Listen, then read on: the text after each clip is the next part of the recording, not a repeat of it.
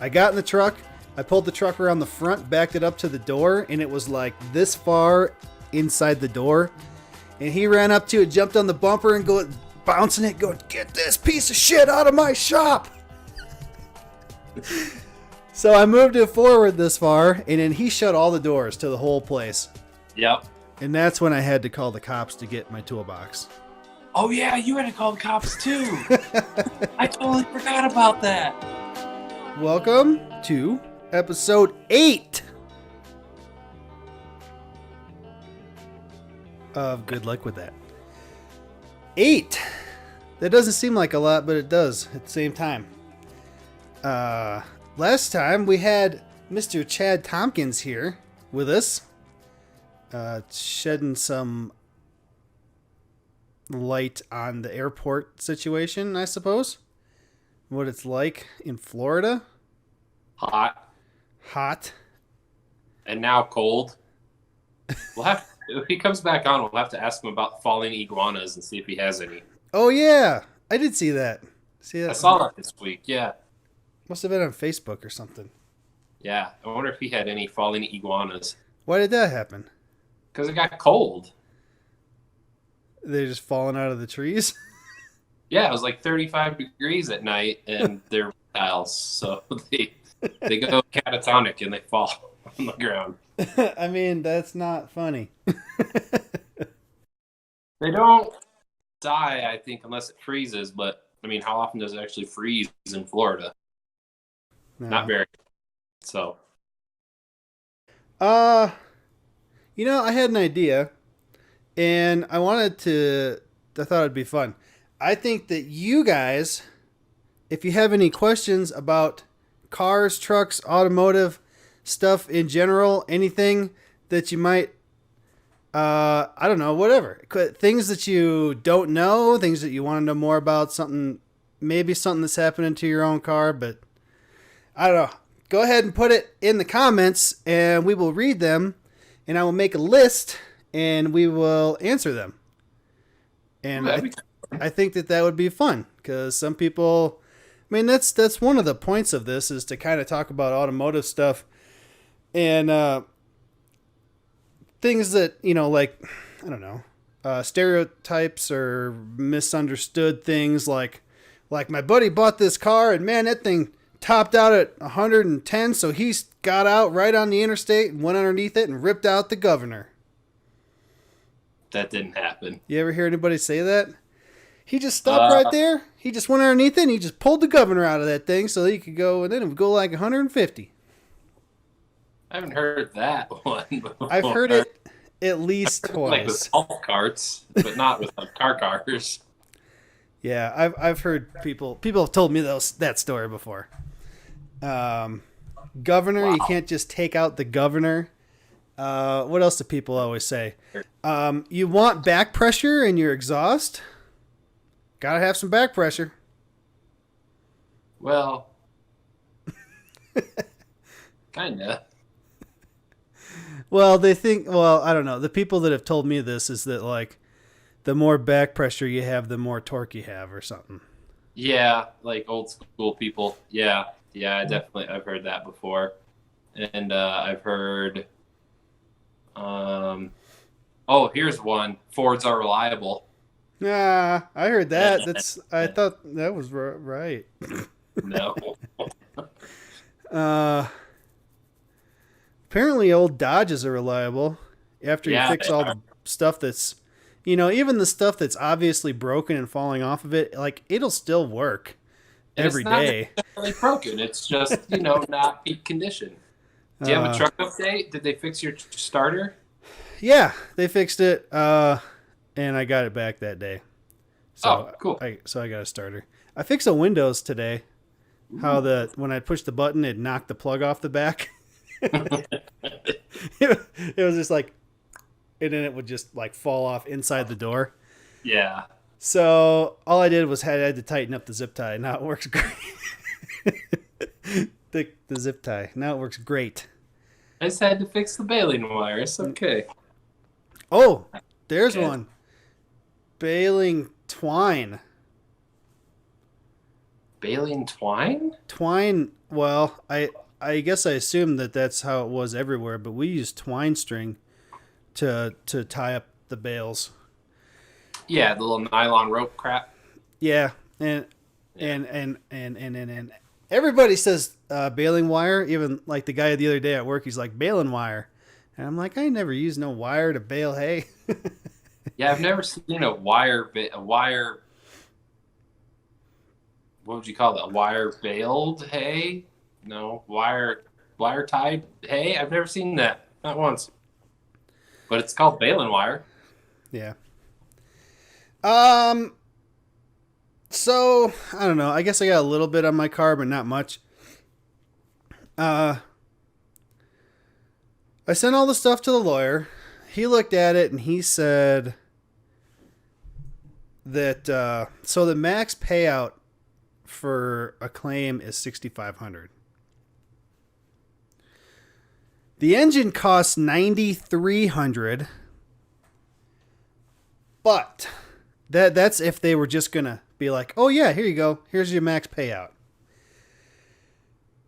If I want to dispute it, I have to get a mediator, and I'm responsible for half of whatever that costs. And then me and the company go at it and tell the mediator our story. Yeah. The lawyer can like write up some notes and stuff for me, but for him to be there, it would cost us $300 an hour. Yeah. So we don't want to do that. So anyway, so we got to tell this mediator, and if the mediator's like, yeah, I think you should have got the money, then the company can still go, no. Then if that happens, then I have to take it to 3 arbitrators.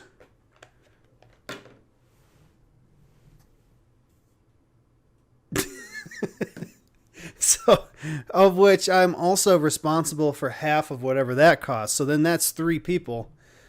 I don't know. I have no idea how much this stuff is going to cost. Like that could be $6,000 right there, just between those 2 things. Yeah. Oh my God. So even if the 3 arbitrators are like, yeah, he should get the money, the company can still go, no. So then that is when we all go to court. And then I had to pay the lawyer to be in court. So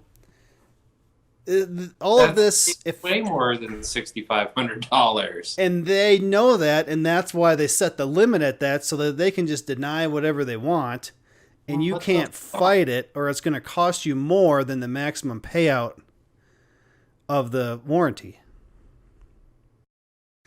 So, I asked the lawyer questions like, well, I put in an email. He hasn't answered because I'm going to see him Tuesday. Yeah. I said, okay, so 1, do we have a case to go after the dealership I bought the car from? Because the warranty company is saying that if there is a tune on it, or if there's no catalytic converter or whatever, or even probably the cold air intake, which I didn't put on, it was like that. They're saying that the car was never eligible for this warranty. So can I go to the dealer and say, hey, you sold me a car that was not eligible for this warranty, and you sold me the warranty that it's not eligible for, and I paid for all that, and then we had this problem? Yeah, but then he probably has a clause where he only has to pay you back what the warranty costs, which I don't know what a warranty costs. That would 20 still help. bucks? Actually, I wanted to look that up. I think it was like 3,000 or something, but man, it could be more. And even if that's the case, I mean, that's still it's still helpful. I think it's like right. Yeah, it's only 10 hours of your lawyer's time though, and I bet to sue him would take way more than 10 hours. Yeah. It's not that one. It's this one. It's not Holy you. fuck. It's not you. It's me. There's too many attachments. One. Oh my God. There's more. There's more. There's more. There's more. This is all the stuff that I sent to the lawyer. There's more. More. Oh my God. More. More. Why is it so far? Why is it the last one? What was I looking It's not for? the last one. I don't know. You said, "Oh, I gotta look that up," and then How much the warranty was? yeah, what it cost you? Holy fuck, man! Feeling really bad. I bought a warranty with my new truck. Well, that is that a dealer warranty? Yeah, Yeah, that's it's not there. it's brand new though, and I haven't done anything to the motor, or really haven't done anything to it as a whole. I think that's different though. I think a dealer warranty, uh, I mean, they'll cover a lot more than some bullshit warranty like this. Yeah, third-party warranties kind of suck sometimes. And if I would have Say what known, dealer sold this thing yet? did it what? Are we gonna say what dealer sold you this thing yet and tell people not to go there or no? Well, you see, I don't know that it's the dealer's, that it's actually the dealer's fault. Okay. You know, he did say, he's like, because he told me when I got it, he's like, if you have a problem with the car, bring it to us and we won't charge you the deductible for the warranty. So he's kind of, when I was telling him I was getting him pictures of the pipes and stuff, he was kind of like, well, that's why we tell people to bring stuff here, because like we can tell the warranty company what they need to hear. Yeah. But I didn't really have a choice because it broke down 1,000 miles from here. Well, yeah, just to put that on a truck and get it hauled out here would be $1,000. So the warranty company, though, I'll tell, they're NVP. N is in neutral, V is in reverse. Wait. V is in Victor, P is in P. NVP warranty. The contract price was $1,579, which is not even as much as I thought it was. Okay. Well, shit.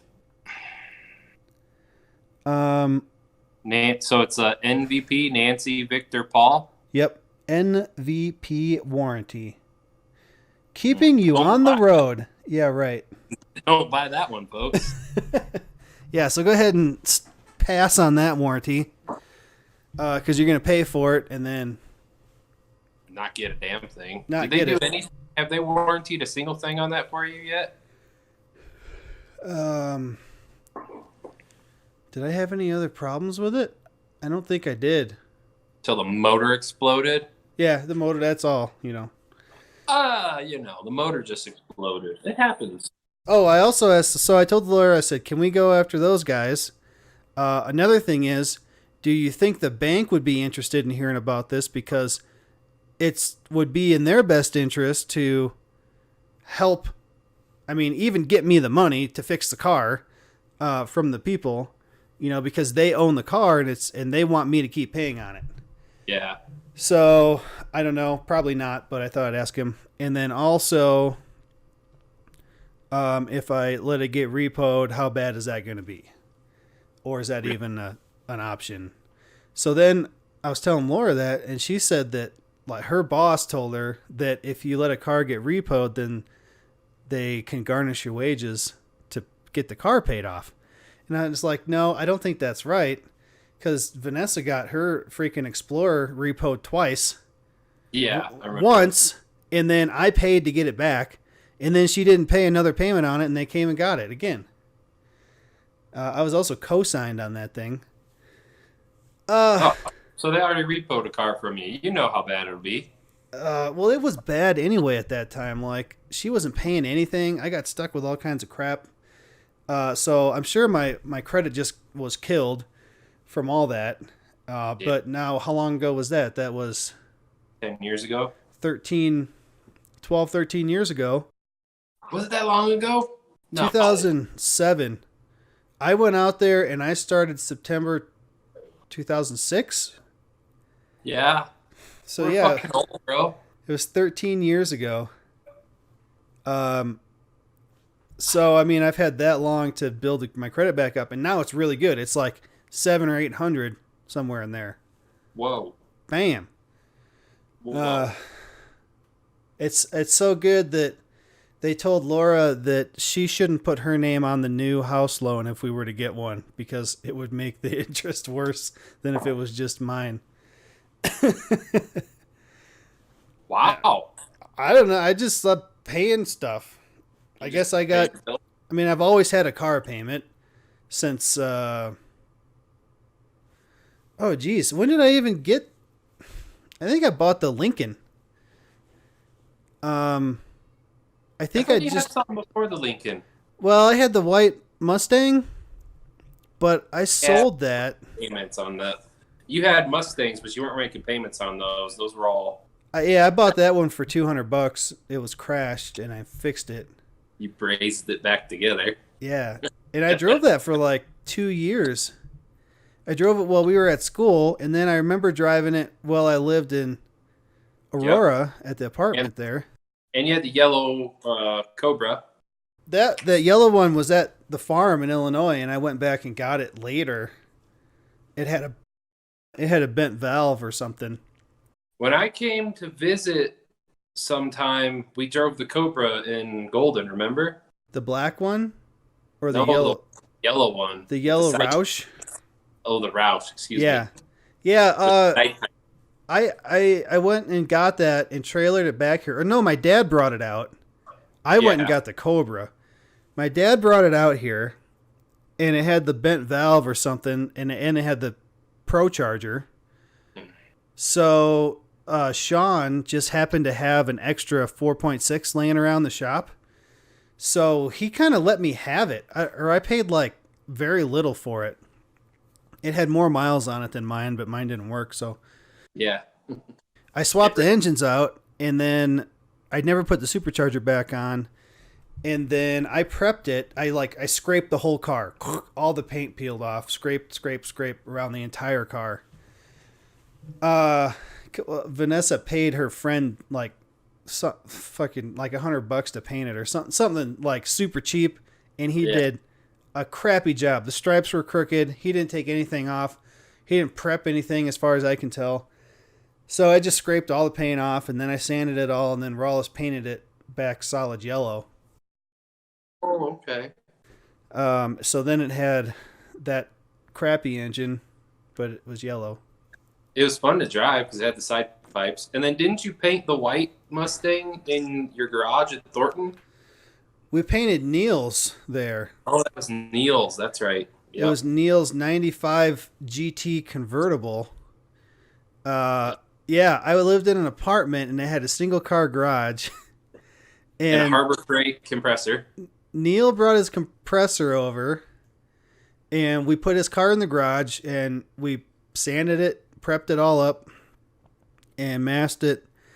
So this compressor was probably fine, but it didn't have the volume, so it was coming out of the gun like chunky, like a golf ball. And there's nothing. I mean, we were using my freaking O'Reilly cheapy paint guns too. Oh, we might have used. I did no. I bought one from Rawless later. That Seda.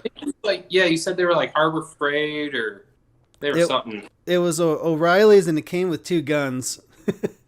I don't even know. I have no idea. I didn't had no idea what I was doing. Like, I don't believe it came out as good as it did. So we painted it white, and then the hood of a 95, it's got kind of this half circle like from the front, and then it kind of comes up to the windshield. So we painted that center part black, and we painted the taillight bezels black. And I remember it looking fine. I like the clear was either super orange peely or running, like there was no in between. Yeah. I But think we you put guys stuffed it. we put two box fans. We like opened the garage door that much and had a box fan on each side. I brought my paint suit and my respirator, and Neil's like, "Fucking pussy, you don't need that shit." I don't think fumes. So he had flip flops and shorts and like a t-shirt. And I started spraying, and that place filled up with a cloud so fast, and he was like dying. Oh, He had to escape. yeah. I don't know what he was thinking. We could have brought a respirator. Yeah. Well, you know. How'd we even get on this? We were trying to figure out how long you've had a car payment. The Oh. Lincoln you bought while you were at SGS, I remember that. So when I lived in Thornton, I had the yellow Roush, and I sold it when I lived there. I had the 67. That kind of followed me around everywhere until Terry made me sell it. I think then later, yeah, because when I lived on Florida, Yeah. that's when I had the Cobra, and we worked at Terry's at that time because I cut the mufflers off and put a put a pipe in the middle. No, you lived at Thornton when we bought the Cobra. When you bought the Cobra, I definitely drove that You're to Thornton with the dealer yeah, plate. you're right. I think I must have moved over to Florida while I still had it because I remember cutting Yeah. the mufflers off and Neil coming over, and I started it up when it was cold, and I revved it and it sounded so bad, and he's like, ugh. So yeah, oh yeah, yeah, I did sell that when I lived there because I put it on Craigslist for like, I don't even know, it was like 3,500, something like that. I mean, that sounds reasonable. And within a few hours, someone's like, "I'll be there as soon as possible." Yep. What's your address? I'm on my way. And that thing was gone, and like a whole bunch of, it was this car pulled up, and it was a bunch of Mexicans, and they just handed me cash, and they got in the car, and they were gone. It's like, okay. Okay. Cool. Okay, so then, all right, we were working at Terry's then. I didn't have the Lincoln until SGS. So all this time, well, yeah, I guess I had the Mustangs in between, but I had the truck. So after I sold the Cobra, I had to drive the truck every day. Yeah.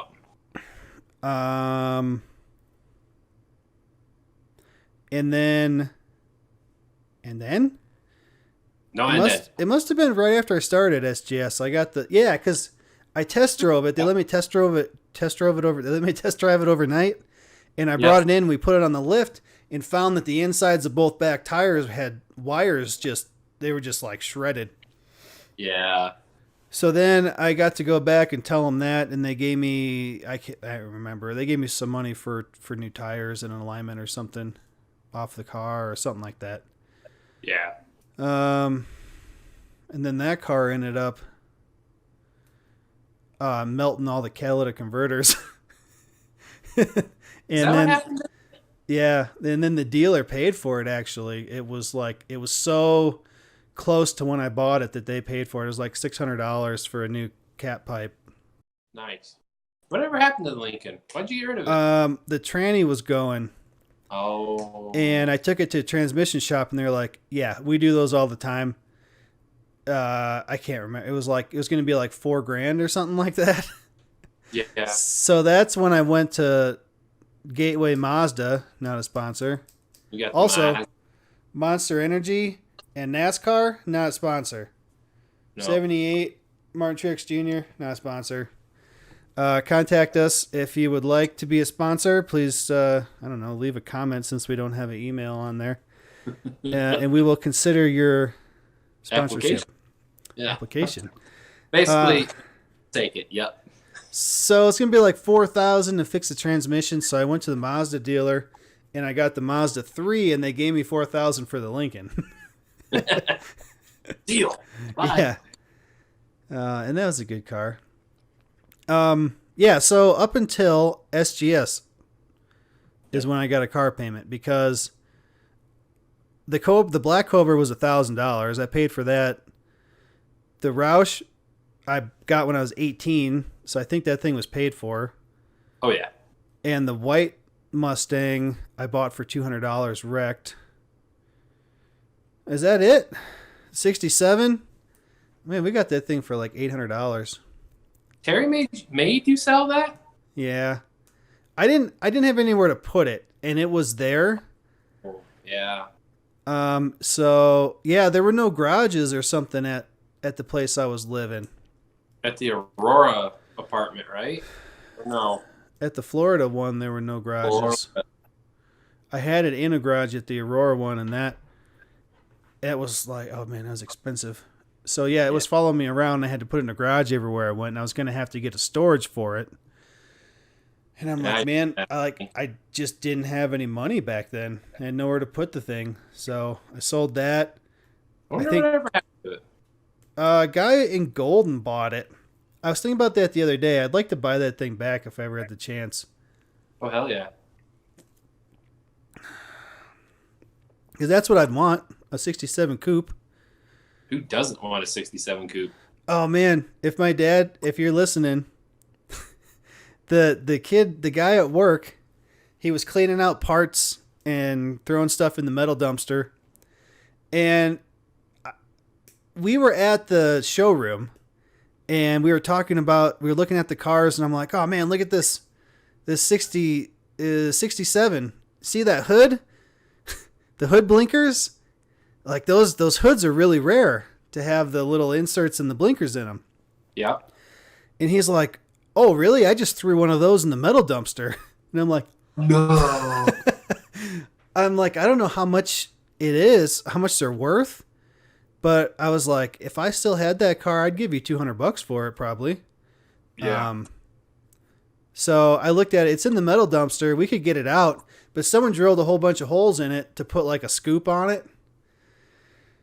So I could fix it. We could weld those up and then do some Bondo and primer and paint and stuff.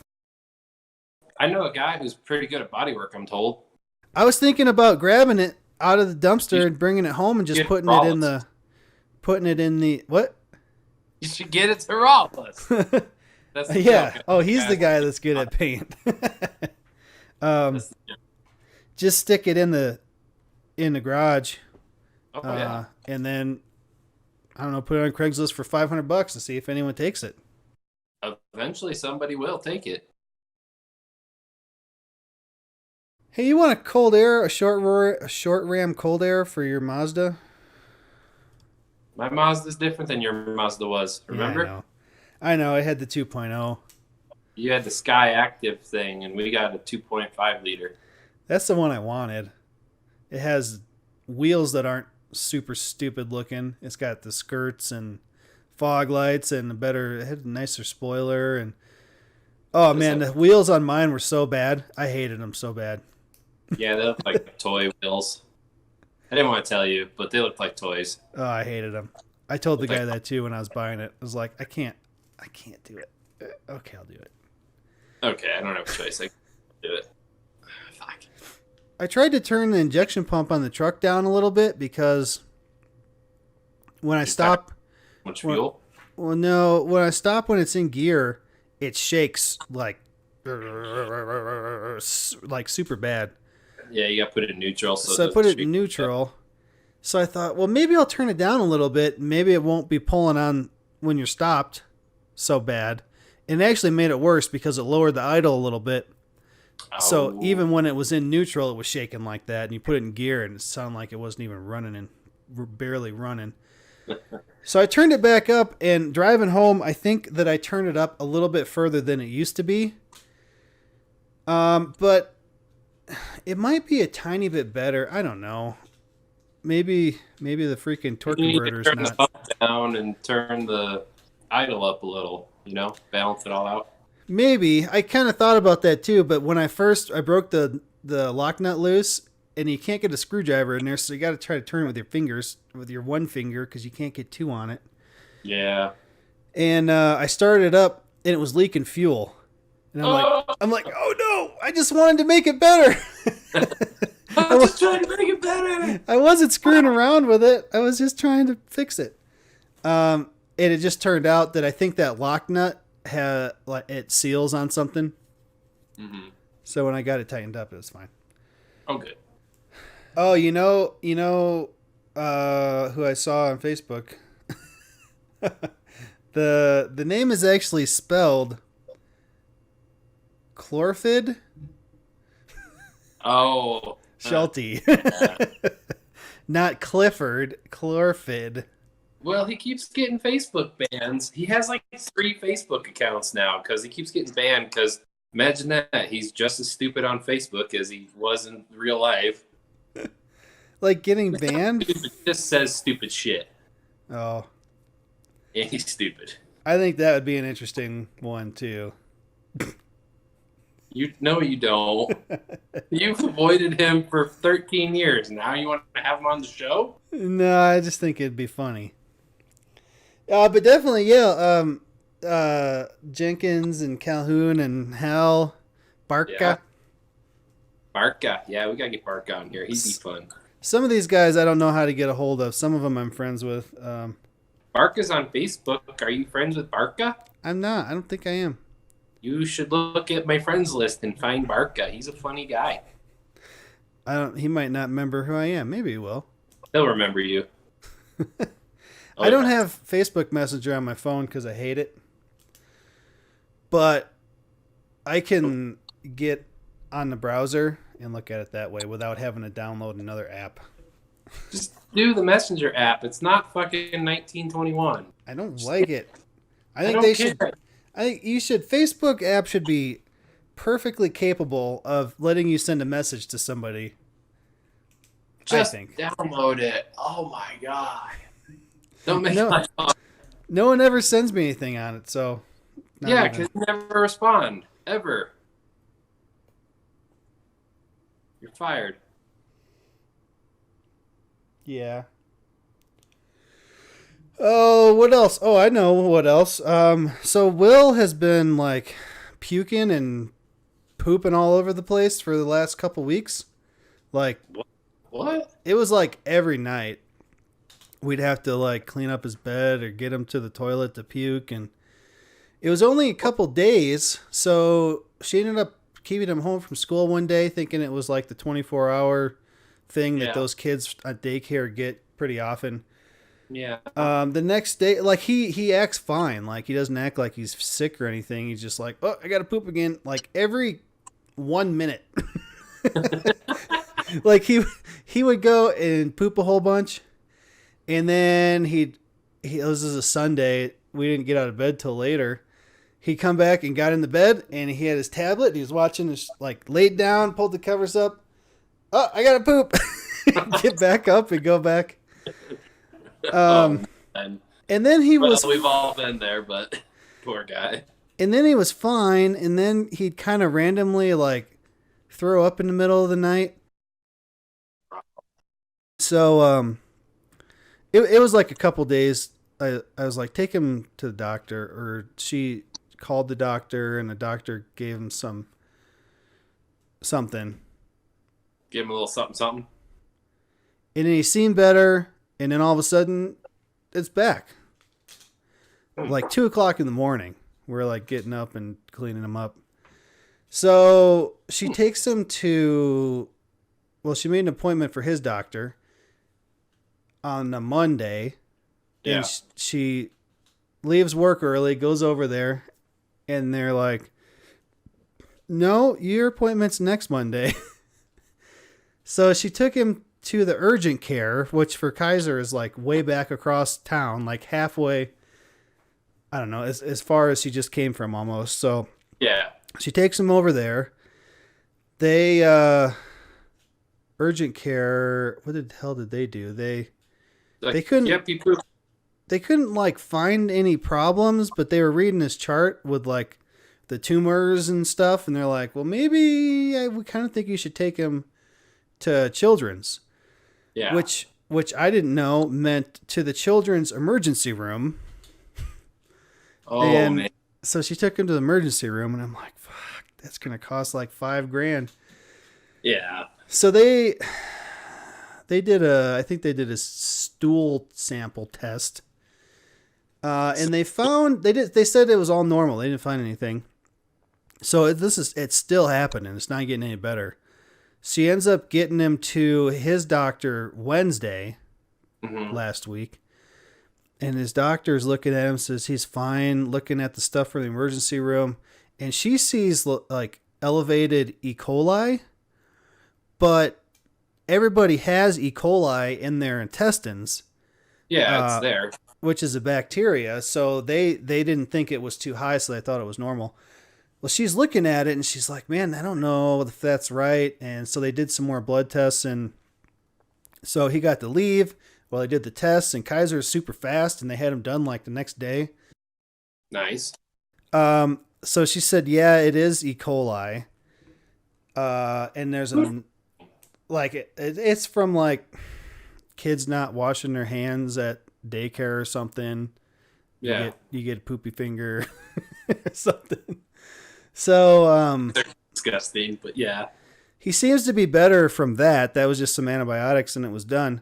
But in the Yeah. blood test, they found that has celiac disease, which is Really? the gluten allergy one. Yeah. And Laura was just telling me when we were eating dinner right before this, she said that they consider, like, I don't know what the numbers mean, but if you're 40, you're considered to have it, but it doesn't always bother you. And his was Yeah. like 150, Oh man. So 120 or no something. more wheat for him. Yeah, but they're doing another test. Or no, I think she's. No, I know I'm remembering it as I'm thinking of it. I think they want to do like an intestine biopsy. Um, and they want him to keep his diet the same because if we go and change it, it might make a false positive. So we're going to Yeah. keep it the same, and then I think they're going to do an intestine biopsy and then test that, and then they'll be able to tell for sure. But yeah, she said Wow. that Laura said that's considered an autoimmune disease, which is what Laura has. I was gonna say Laura has some autoimmune issues. Yeah, Things. it's not a gluten allergy or anything. It's just like her body kind of like breaks down her own body. Her body hates her. Yeah. Yeah, it just makes her joints like swollen and sore, and I think she's allergic to the sun. Oh, jeez. That's why she's so white. I'm sorry, Laura. We're not laughing at you. We're laughing with She's like this white. Oh, you. that Yeah. was that. It changes your white balance on your camera. It's all right. She doesn't watch this anyway, so she'll never know. Oh, Man, it's okay. dark in here. Well, Hey, your turn the lights. light on. Hey, turn that light down. Hold on, I got something. And then I can go, hey, you want to turn that light up for me? Thanks. Oh, what you got? You want to talk about it? Let's talk about that.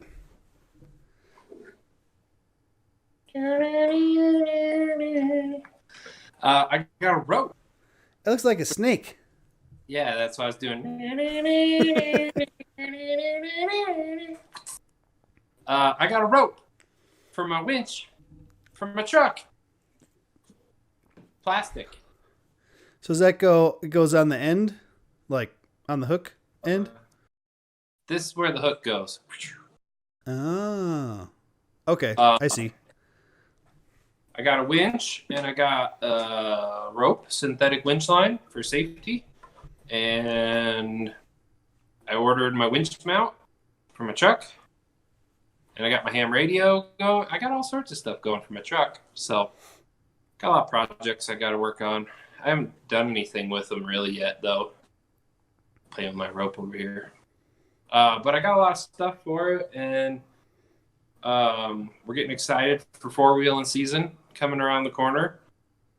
Oh, man. So this week, if you're not probably familiar with it, but there's a lot of people that are familiar with it. On Imogene Pass, there's the Camp Bird Mine. It's not quite a tunnel. It's like an overhang of rock. It's a very famous picture spot. It fell. Like tons and tons and tons of rock fell. Like it was kind of cut out of the rock, you know, like you drive through it. Oh, It fell. Schmuck. Yeah, so that's kind of a bummer. That was really a cool mountain thing to do and gone forever. Made me sad. there's the one at Estes that everyone stops at to take a picture. Estes? Estes Park. Where? I don't have a picture here. Okay. It's coming in. It's like up at the top, not the top, but on the side of there's like the curvy road, and then there's the big rock, and it says Estes Park, whatever else, and there's a pole off there where you can stop and take a picture, and you can see the sign and you can see the city. Oh, cool. I got a picture of the Roush in front of that, and the rays are coming through the clouds, all perfect, right behind it at an angle. Oh, man. How cool is that? Let's see if I can find that. I probably can't. It's probably a Well, real. find it and put it in right there. I don't know if I can find it. It's probably a real picture. Oh, like a picture. No, I think I could probably have it on Google Photos. Hey, did you see how I switched our cameras around on the one with Chad? Well, we were in a row. So I took mine and I had to zoom in on just me. And then I had to render that, and that took 4 hours.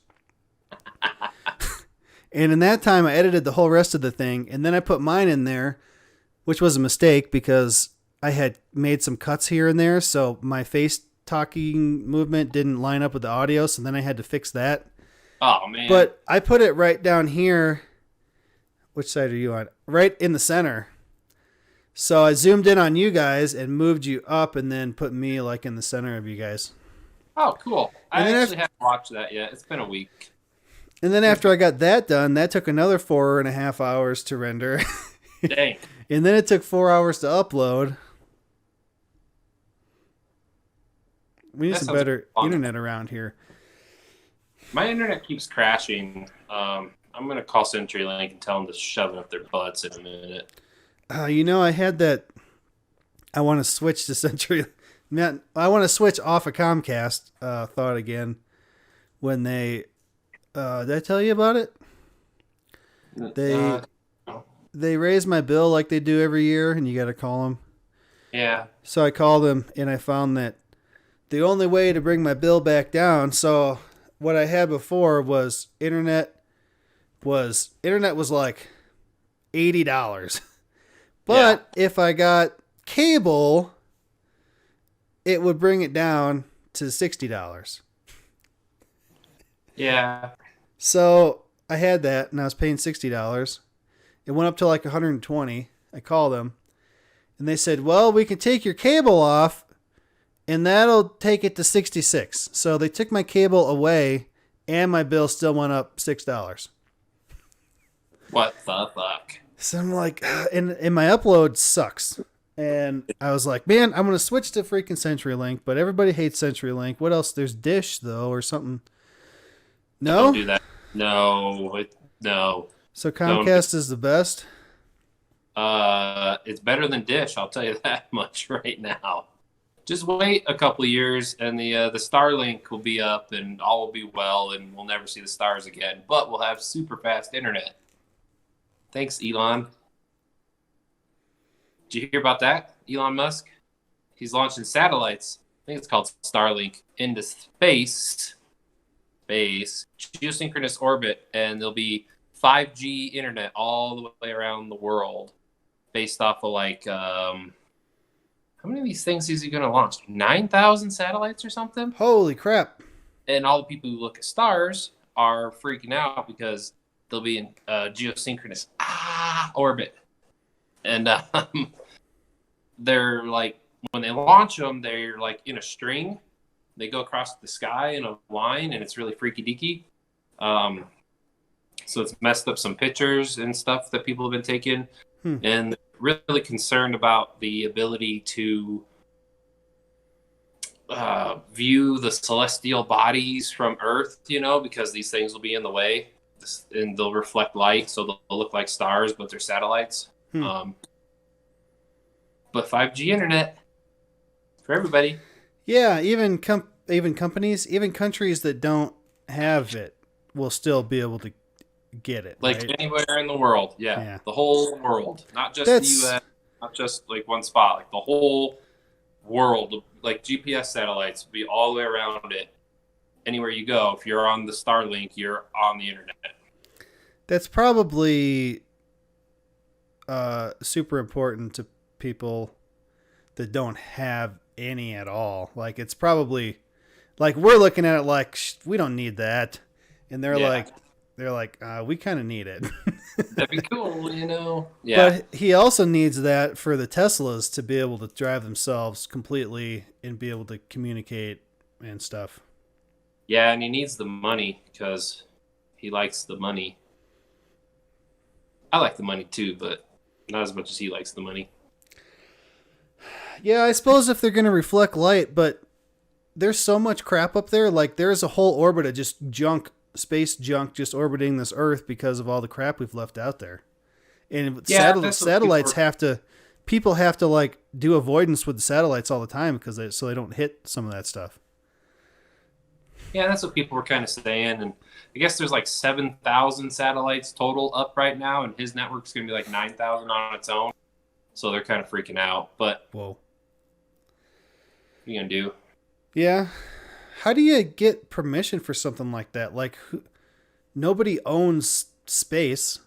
Yeah, I think you just do it. You just do it. So if I wanted to launch a satellite, it'd be okay. I don't think anybody could technically tell you no.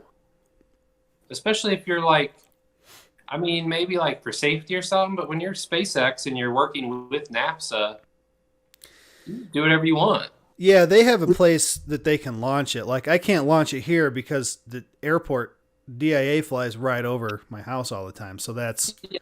I mean, I think once you get away from a populated city center and you don't try to launch a rocket through like where planes fly, beyond that, you're pretty much golden.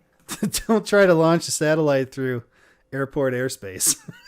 Yeah, they get upset about that. Well, there's the Air Force base right over here too, and they fly around. Yeah. But yeah, they get upset, I think, if you launched the rocket. They'd probably come to your house and ask you what the fuck you're doing. They'd be like, dude, what are you even thinking about right now? I'd be like, bro, I launched a rocket. I wanted a satellite. It's my satellite. Yeah. I think there's like kind of like a treaty of like, I don't know, like countries agree to what you can and can't do up there. But yeah, for the most part, it's like, yeah, we're doing this. I think that there's something that says that no country can own space or the moon or something like that. Yeah, I think there's like some kind of treaty like that. But Elon Musk didn't sign no treaties. He's just like, I'm fucking Elon Musk, and there goes my satellite, so do something. There goes my internet satellite. Piss up the tree. I smoke pot on Joe Rogan. Viewed by tens of millions of people podcast. He said, I watched Robert Downey Jr. on there, and he said he's like, I'm not going to pull a Elon. I'm not going to let you make my stock go down. And then Joe Rogan's like, actually, his stock went down, but then it went up 6 points 2 days later. Yeah. Did you see that? Like, a whole bunch of people are attacking Robert Downey Jr. now because he went on that podcast for an hour and 12 minutes, and they ended up talking about Tropic Thunder, the movie. Oh yeah, they were talking about like because he did blackface. He is an actor, and in the movie he was playing an actor that was trying to get into his role for a movie, and he was going to play a black guy, so he had his skin darkened like permanently. Yeah. And I don't remember anyone ever having a problem with that before or ever hearing about it until he talked about it, and now it's a big thing because everybody forgot. Yeah, I don't remember anybody having a problem with Tropic Thunder. Like, everybody was just like, yeah, that movie was hilarious. What's the problem? It is stupid. Now they're like, he did blackface. And I'm like, oh, my God, I can't handle you people anymore. I got to go to the bar. I'll see you. I need to watch that because I've seen it, but it's been so long. I'm the dude playing the dude. How does it go? I don't know. I'd have to watch it, but you can put the clip in right here. Me? I know who I am. I'm a dude playing a dude disguised as another dude. What? You dudes don't know what dude he is. I'm the dude playing the dude who isn't the dude or some crazy shit. It's just, what the fuck? I didn't know that was him until years after I'd seen it. You know the agent? You know who the agent guy was in it? Ben Stiller's agent in the movie? No. The bald guy with like, he's got like hair here and he's bald on top and he's wearing like suspenders. That was Tom Cruise. What? Oh, yeah. Yeah, okay. Yep. I do remember that. Yep. That was Tom Cruise. I thought that movie was funny.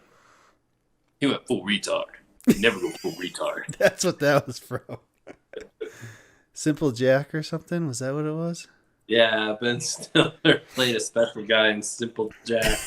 There were so many like politically incorrect things about that movie, and that was the point. Is it was like making fun of all these things. I don't know. You can't say anything nice anymore. I heard a guy say today that his kid was sick from school, so he stayed home, and they got on the Disney Plus, and they started watching Peter Pan, like the cartoon. Yeah. Is it Peter Pan? Yeah, it's Peter Pan. And after watching like halfway through, his son looks at him and goes, "This movie is really racist."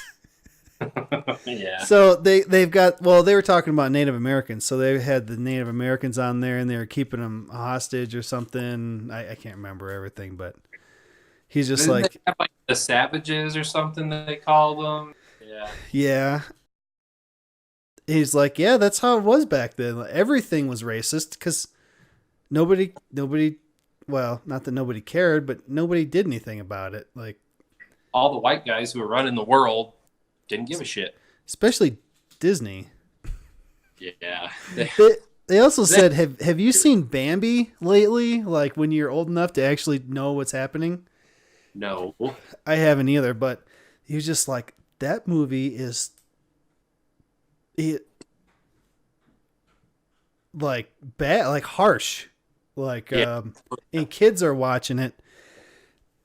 And he was I like, do remember it was really harsh, and then Bambi's mom dies, and you're like 6 years old watching Bambi, and you're like, this movie's horrible.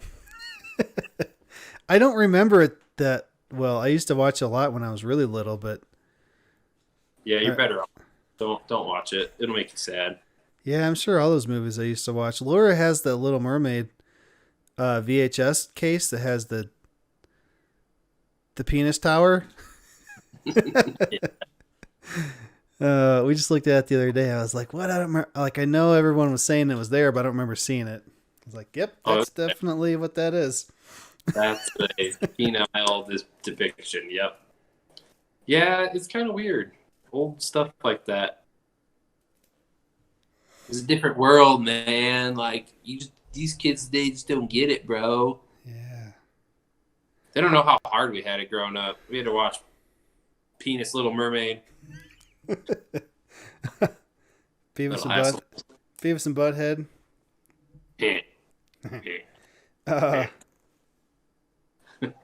I didn't get a cell phone that was mine until I was 18. I had one when I was 16. I think my folks got me one, and they can chime in the comments if they're watching. I think they got me one when I got my license and I was driving. So my mom would give me her flip phone, and then eventually she was like, "You just need your own phone, so your friends stop calling mine." I was like, "Okay, cool." Either that, or like they were texting her, or maybe when they gave me the S10.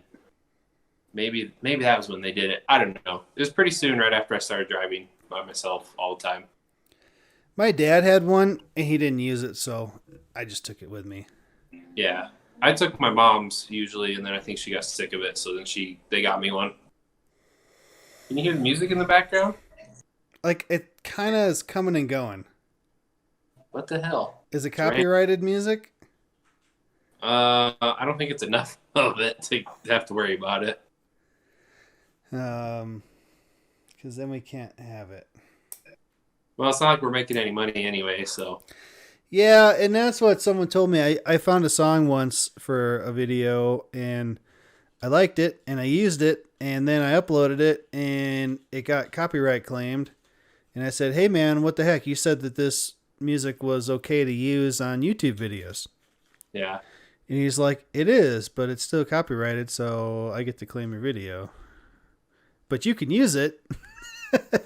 And I was like, "All right, well, I'll just take it off and put another song in there." And he's like, "What? Don't do that. I like it when people use my songs." And I'm like, "No, I don't. I mean, I'm not able to monetize it now because I don't have enough subscribers. But when I do, I don't want to have to go back through all my videos and fix all the songs. So I'm just going to change it." And he kind of went back and forth a few times. And then he's like, "You know what? Here's the code.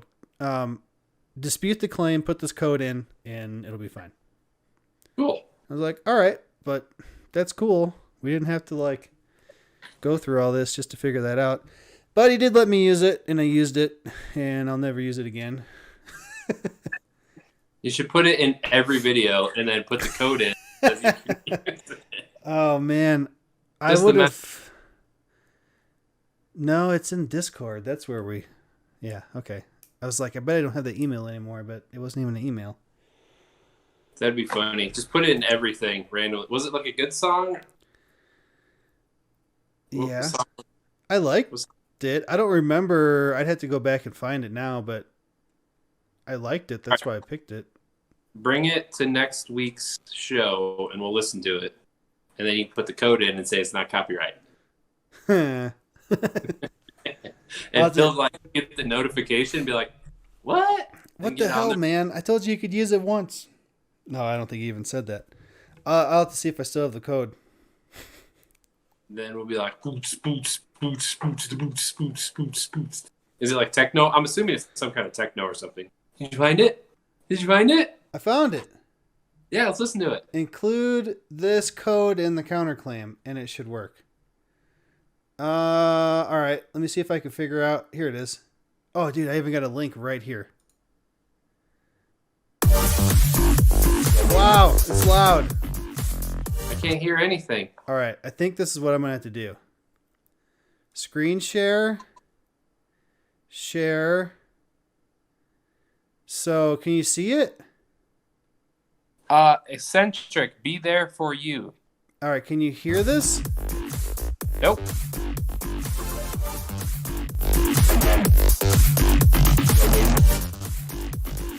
All right, that's what it is. All right, cool. Did they all hear it? I don't know how to make you be able to hear it. All right, well, play it in the video, and I'll go listen to the video. Then I'll have to watch it. What am I doing? I'm pushing the wrong button. Can't get my camera to work. Okay. That's better. I forgot about that song. Is it awesome or is it terrible? That's for me or you? So it's no Cody Jinx. Okay. For you, I'm sure that you would consider it terrible.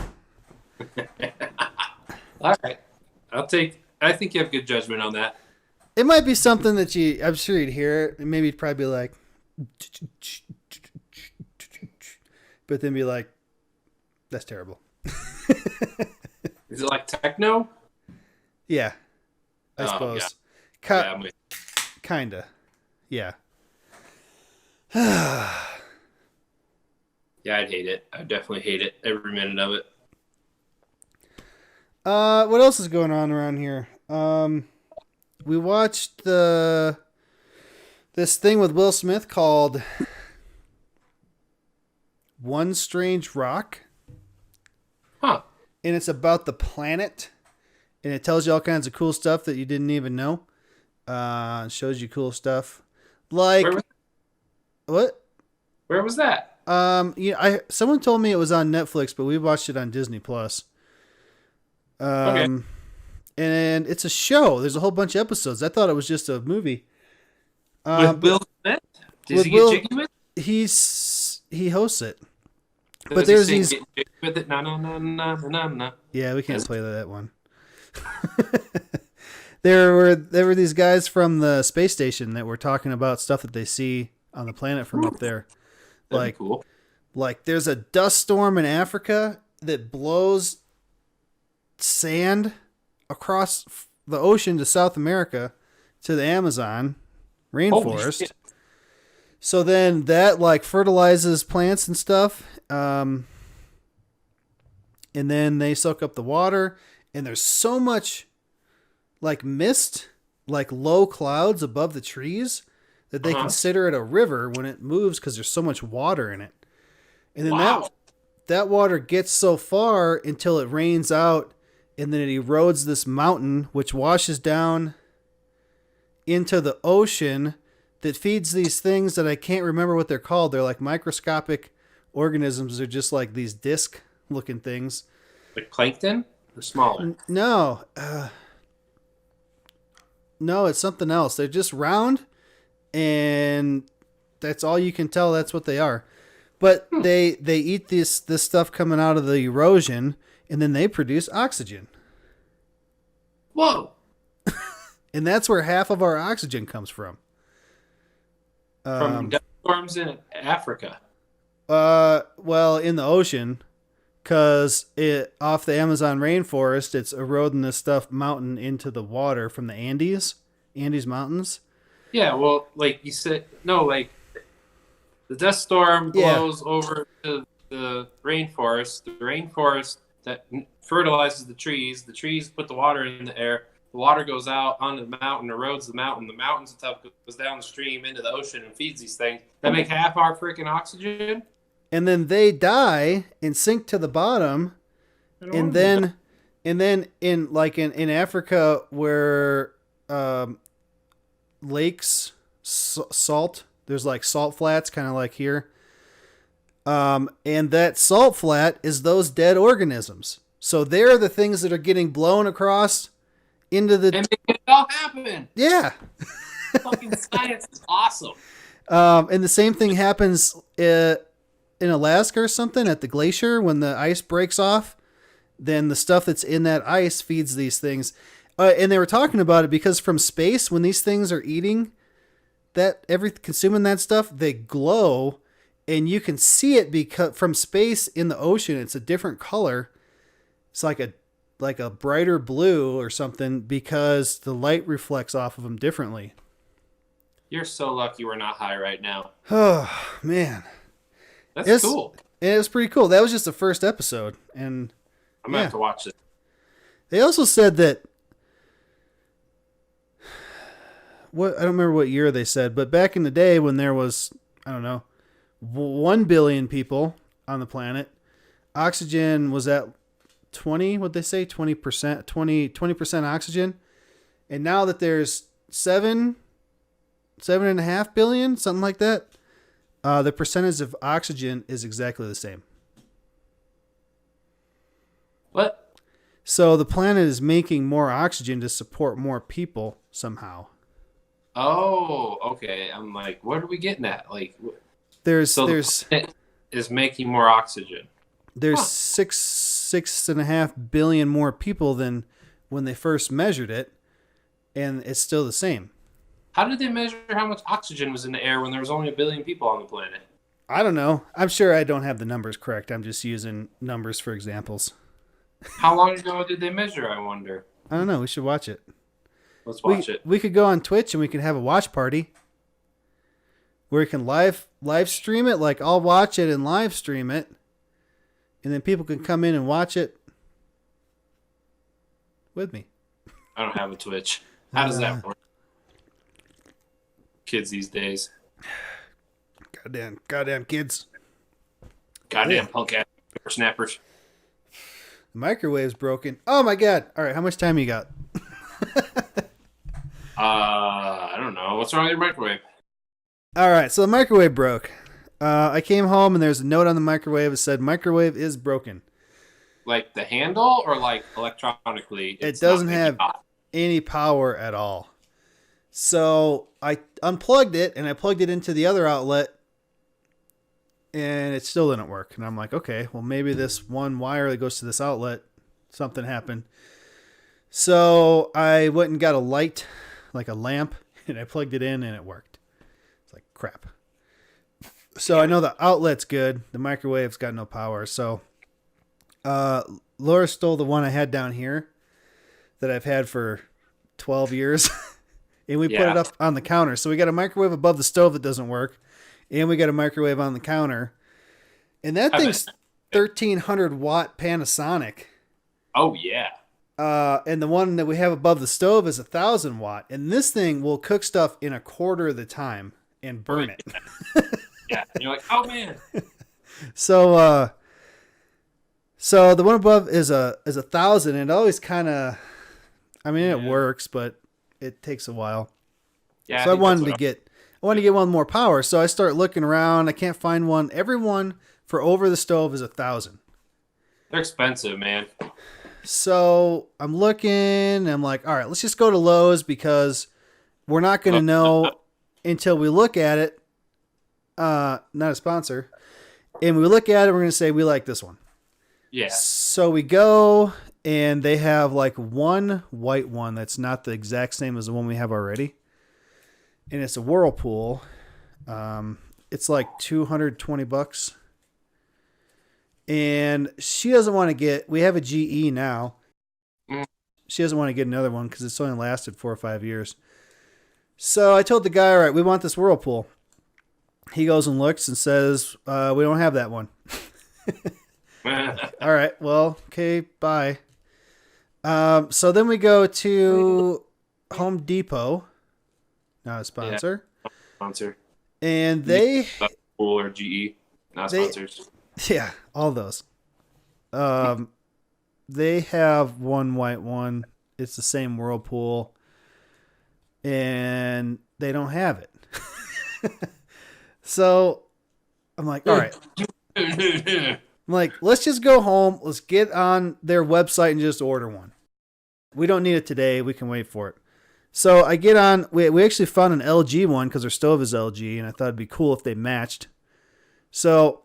Oh, kidding, LG. Please, you didn't get the LG, did you? We tried to get it, and you couldn't order it online. It said call the store. So I called the store, and they're like, we don't order stuff over the phone. You got to do it online.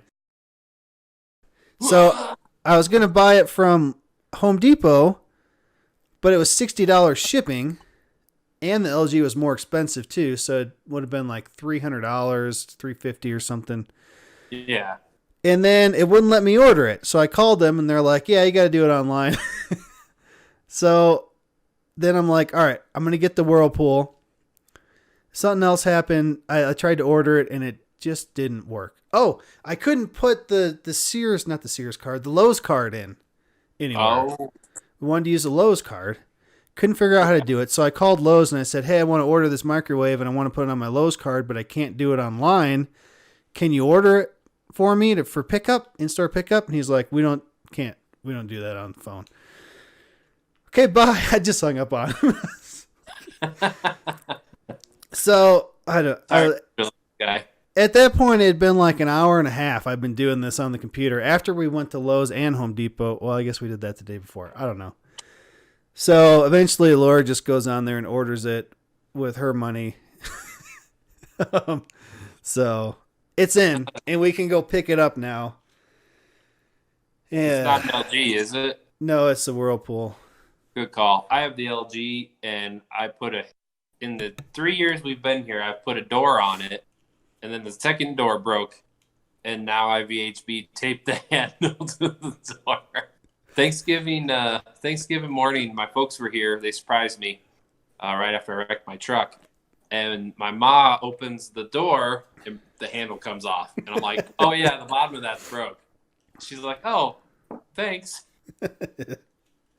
And we got people coming in like 4 hours. And I'm like, I can't get a freaking microwave today. So I found some VHB tape, and I taped the handle on, and it's working perfectly since then. And I'm not buying another microwave right now.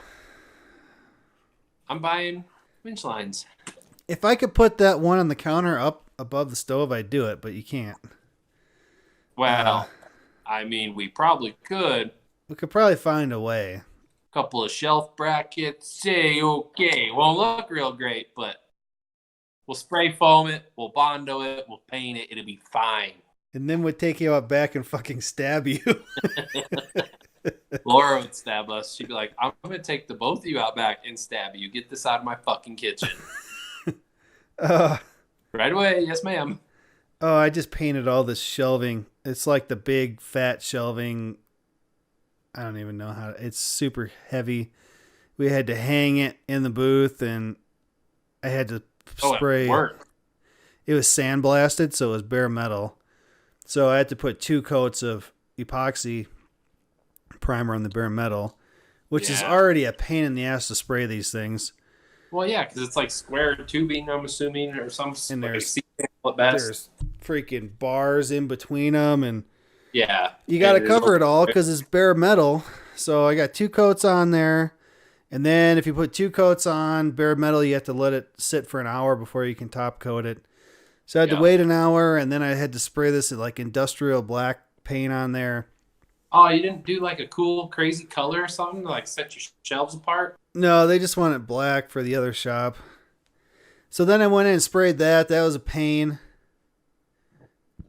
And then the whole booth is black, the whole floor, because I'm spraying these bars and stuff, so it's flying all over the place. Yeah, you're putting out so much product, and only like 1/10 of it is getting on anything.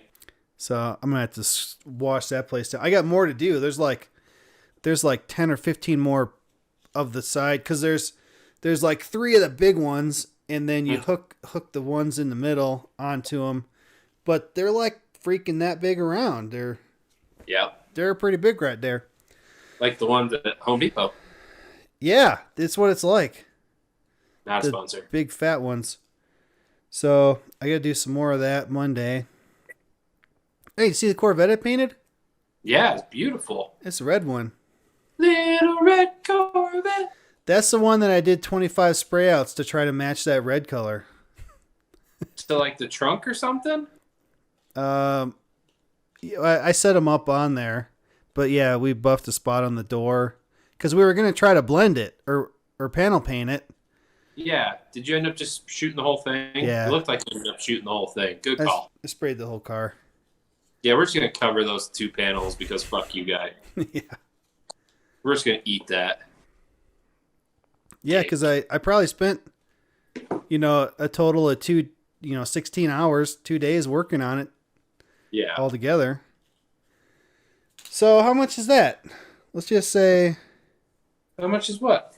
How much does that cost him for me to spend that much time? That's $1,280. If we could bill him for all that time of me just spray out cards, but we can't. Yeah, which is lame.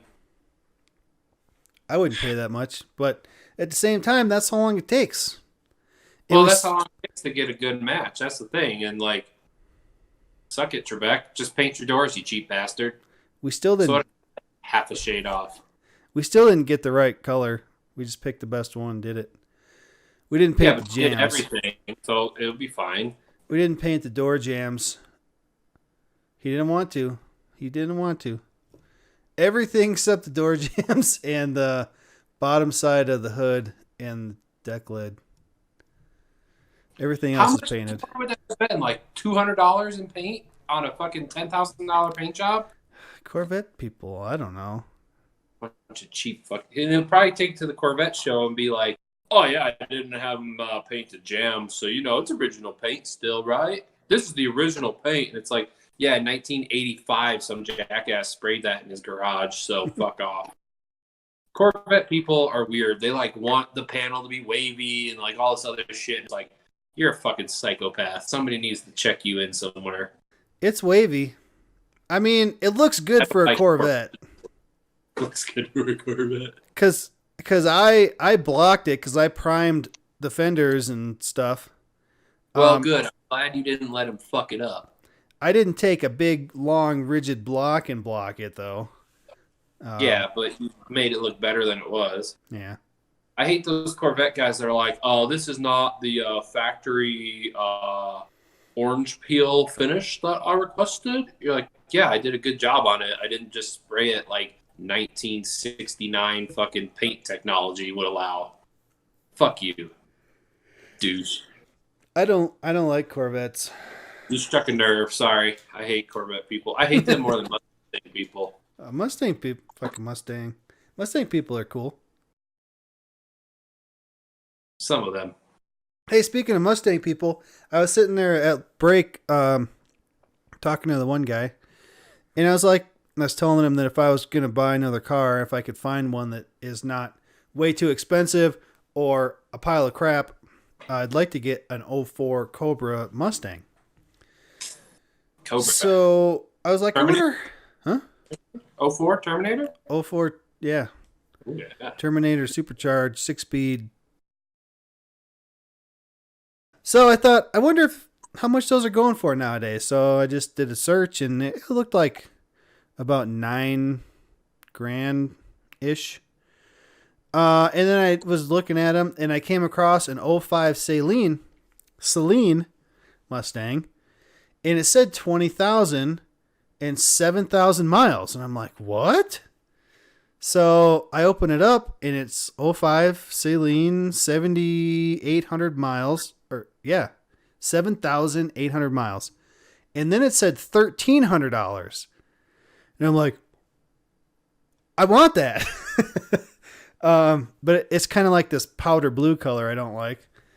So I was like, man, I need to buy that. Maybe when I get my car repossessed, I'll go and buy a You new should car do- first. I don't want to tell you how to live your life, but you should definitely buy a new car before you Yeah. let that other one repoed. Said I'll go buy a car while I'm still making payments. And I'm like, man, maybe I should get this. And then I looked at it, and it's in Arizona. I'm close to Arizona. Hey, you go buy it for me and drive it up here, and then you'll have to take a Uber back. No, but I'll meet you halfway. You can come here, and then we'll go get it together. Ah, where's halfway?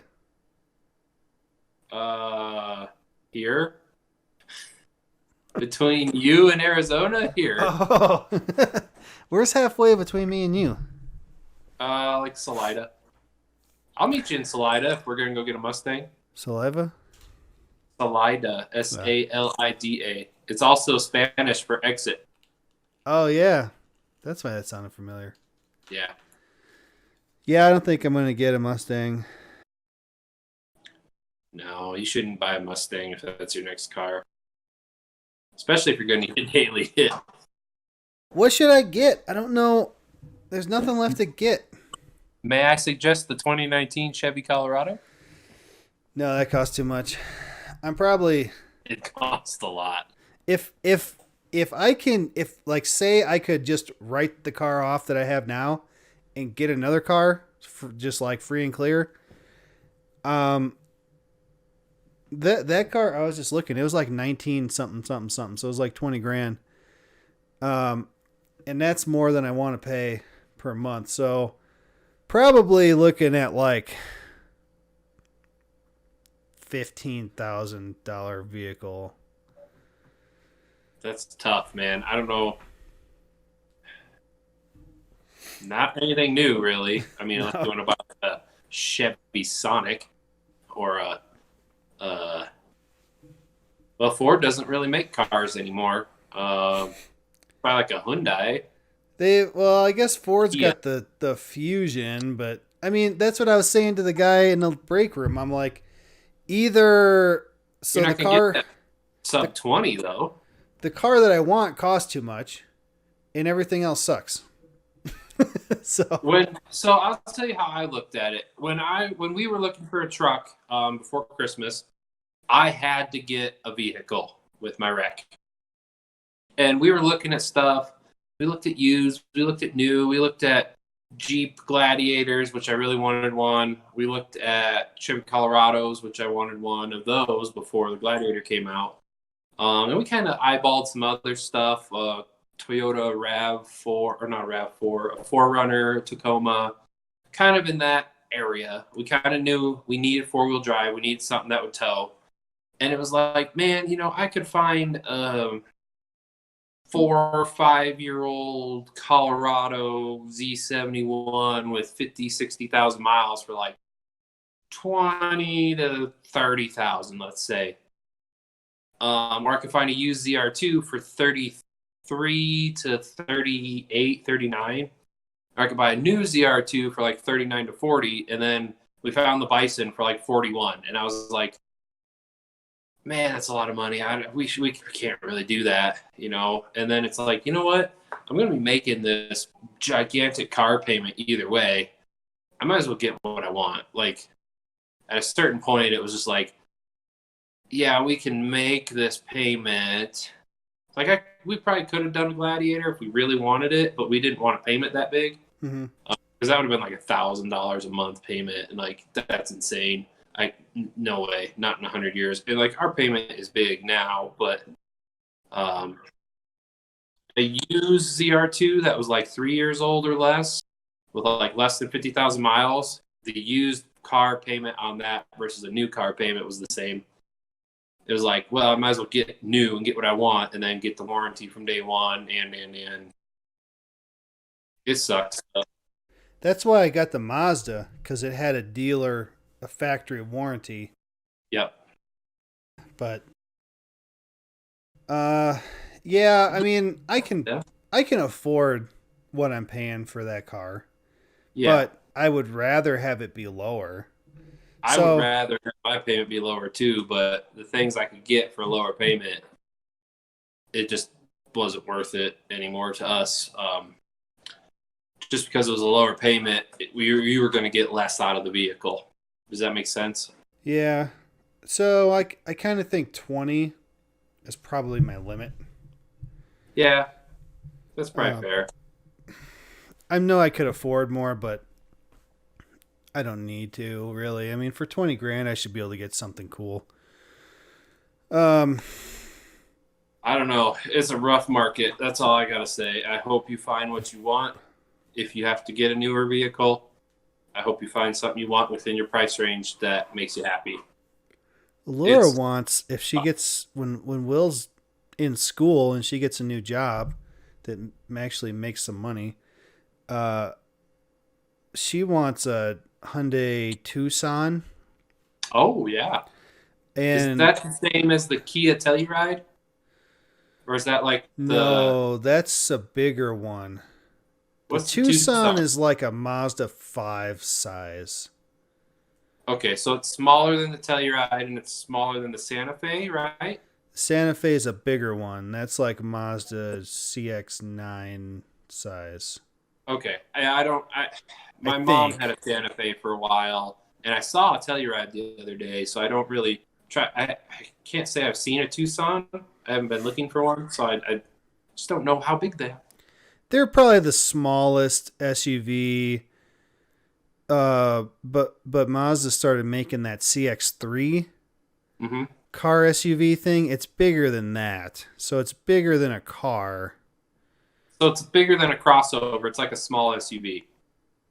Yeah. Or is it a crossover? No, I'd call it the smallest SUV, I think. Okay. Like a Tiguan. Is that the small one? Stop buying VWs. Well, no more VWs. She wants that one. There's no other VWs that I want. That was like the one. She wants that one. She was looking them up one day, and like the top of the line one is like 26,000. That's not bad. Which she will never be able to afford what she's making now. Well, yeah, I know what she's making now is a lot. There's a lot to be desired there, but maybe at a new job. It went well when Will's out of there, and we don't need to get that discount from her working there anymore. That's what her excuse is. But when he's out of there, he'll be 5 in June. Yeah, say that soon, isn't it? And then he'll be out of there? Yeah. He'll be going to school next... Yeah, this year. The end of this year? When school start? Like September... August? No, dude, August? Like August now. Early August. So he'll be 5 by then. So he'll be in kindergarten the end of this year. Cool. I think. Does she have any thoughts on what she wants to do or is going to do or look for? I don't know. She has a teaching degree, but she can't get a teaching job because she doesn't have teaching experience. Yeah. But she can't get teaching experience without having a teacher's job because they don't count the kindergarten thing as experience. Yeah. Even though it's like they have classes. You have to go be like a teacher's aide for free for a year. Probably, yeah. She can't really do that right now. I don't know. I think she wants to do something like secretary like. Oh, like admin work. Yeah, that's cool. Yeah. I can find that. I don't know what, though. I'm sure something will come along. I mean, I'm sure you can find it like Aurora City Hall or something. I mean, I'm sure there's something. You just look stuff up. Like when I went to get my... I hear those government jobs are pretty sweet. Which one? Those government jobs. Oh, she should probably look into those. Yeah, I probably should too. uh, They're looking for a mechanic in Eagle Vale right now. A company that I'm not affiliated with is. I'll show you the link later if you want. Then Vale? you move up to Eagle. Yeah. I don't think it's in Vale proper. I think it's in Eagle, which is like the next town over. Still $1 million to live there though, so Yeah, that probably cost too much. yeah. Well, if I see one, a good one, I'll send it over. They have one for a painter? No, we don't paint shit. Oh, we do. Or the company I'm not affiliated with sometimes paints lines on highways. Kind of like paint. I could do that. You got paint experience. You need paint experience. So there's a machine, there's a truck, right? It just goes on the front of the truck? It goes on the back. It's The like back? a cab over truck, like a garbage truck. And then there's a guy in the front, and it's got 2 steering wheels, so you can sit on either side. And then there's usually 1 or 2 guys in the back, and they sit inside an AC cabinet, and they just run this thing runs out of the side. Like if this is the truck, it comes out of the side and then paints. It's pretty freaking cool. I've worked on them. They're a lot of fun, actually. So you got air conditioning and you have heat. Yeah, they don't work in the cold because the paint won't dry. So basically, it's got to be like 50 degrees or warmer at night. Then they go out and they just paint lines. Dude, that sounds like the fucking way to go. Because I'm sure it sprays it. It's automated. You just hit a button and then you hit a button and it stops. And then So you got to turn it on and off? well, like Or do you just push the button and it knows you push the button when and to it spray? like kind of knows, and then like you just got to select like, oh, I want a solid line. Oh, I want a striped line. You know, like a dashes. Yeah. If you want a solid line or you want dashes, you just hit a button and it. You don't even have to fuck with that. That you just hit a button and it just knows. Yep, this is 10 feet. Look, 10 feet off, 10 feet on, 10 feet off, 10 feet on. It's amazing. You just gotta drive straight and go the right speed. Yeah, like 2 miles an hour. Like just idle it basically. It's kind of fun. How much does It's kind that of pay? painting. Good pay? Not good pay? Not outstanding pay, but it's pretty solid. I think it pays like probably $4,000 a month, I think, before taxes. So that's not terrible pay. I mean, No. like 50 grand to start, Yeah. and then you get 2 or 3% every year usually. That's not terrible. I'd like to be more than that. Yeah, so would I, but I'm not very much more than that yet. But I get 2 to 3% every year. I don't have to threaten to quit. I don't have to move shops. I don't have to pack my tools up. I don't have to have Terry tell me how terrible of a human being I am. It's wonderful. Corey doesn't have to quit for me to get a raise. You gotta go take a pee test in Tom Dinkle's Mustang. I wonder whatever happened to old Tommy Dinkle. He probably had a heart attack. He shaved his mustache on accident once. This guy had one of those big, thick mustaches. Like 70 porn star. It was like this big. It like covered his eyes. Tom Dinkle. He said I think he was trimming it or shaving and he fucked it up. Yeah. So he had to shave the whole thing. Speaking of shaving, I gotta fix this. This is like, so my work collar, it like touches it all day and like, well, it fluffs it up so that it's like sticking straight out. Yeah, mine does that too. It kind of does this little bit of an action. Yeah, I like look that. at the Amish guy and I'm like, ugh. It just looks scraggly. Yeah.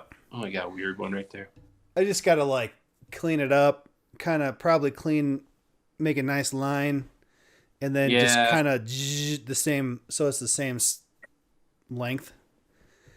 Yeah, I got to get mine done here before my guy moves. Moving to Montana, dick. You go to like a barber? Yeah, I go to a fancy barber with a straight edge, and he only has one eye. I'll tell you what, I know how to do this. No, he's got a glass eye in the one eye, and I didn't know it. And he was, he's straight edging my neck, and I'm like, cool. And then he was telling me one time, he's like, oh yeah, my eye pops it out. I'm like, what the fuck just happened? He's like, yeah, it made a noise. It was gross. And he was like, oh, hold on, let me put that back in before I lose it. And then he shaved my neck with a straight razor, and I was like, this is trust. This is trust. No, he's a really cool guy. I really like him. If you're in the Durango area, Animus City Barber for like the next month and a half. What city? Durango, Colorado. Or did you say something City Barber? Oh, Animus City Animus. Barber. Okay. Yeah. So back in the day when the railroad came to town, there was a town called Animus City here. And the railroad was like, hey, we're going to buy all of downtown and we're going to put a station here in your town. And the town was like, okay, it's, some outrageous number for 1881. So let's say $1 million. And the train was like, go fuck yourself. And they put Durango in on the south side of the Animus River. Animus City was on the north side. They were on the south side where it kind of comes through the valley and curves. And they bought all their land from the government for dirt cheap and built the entire town and set it all up and everything. And now it's so big that it kind of absorbed Animus City into Durango, just one. But he's actually on the old Animus City side of the river, so Animus City Barber. It's cool. That's cool. Yeah. A little history lesson for you kiddies out there. I used to go to Floyd's barbershop and get a shave. Well, it was always like a girl doing it. Yeah. And straight razor and it was cool because they did the hot towel and then the cold towel and all that stuff.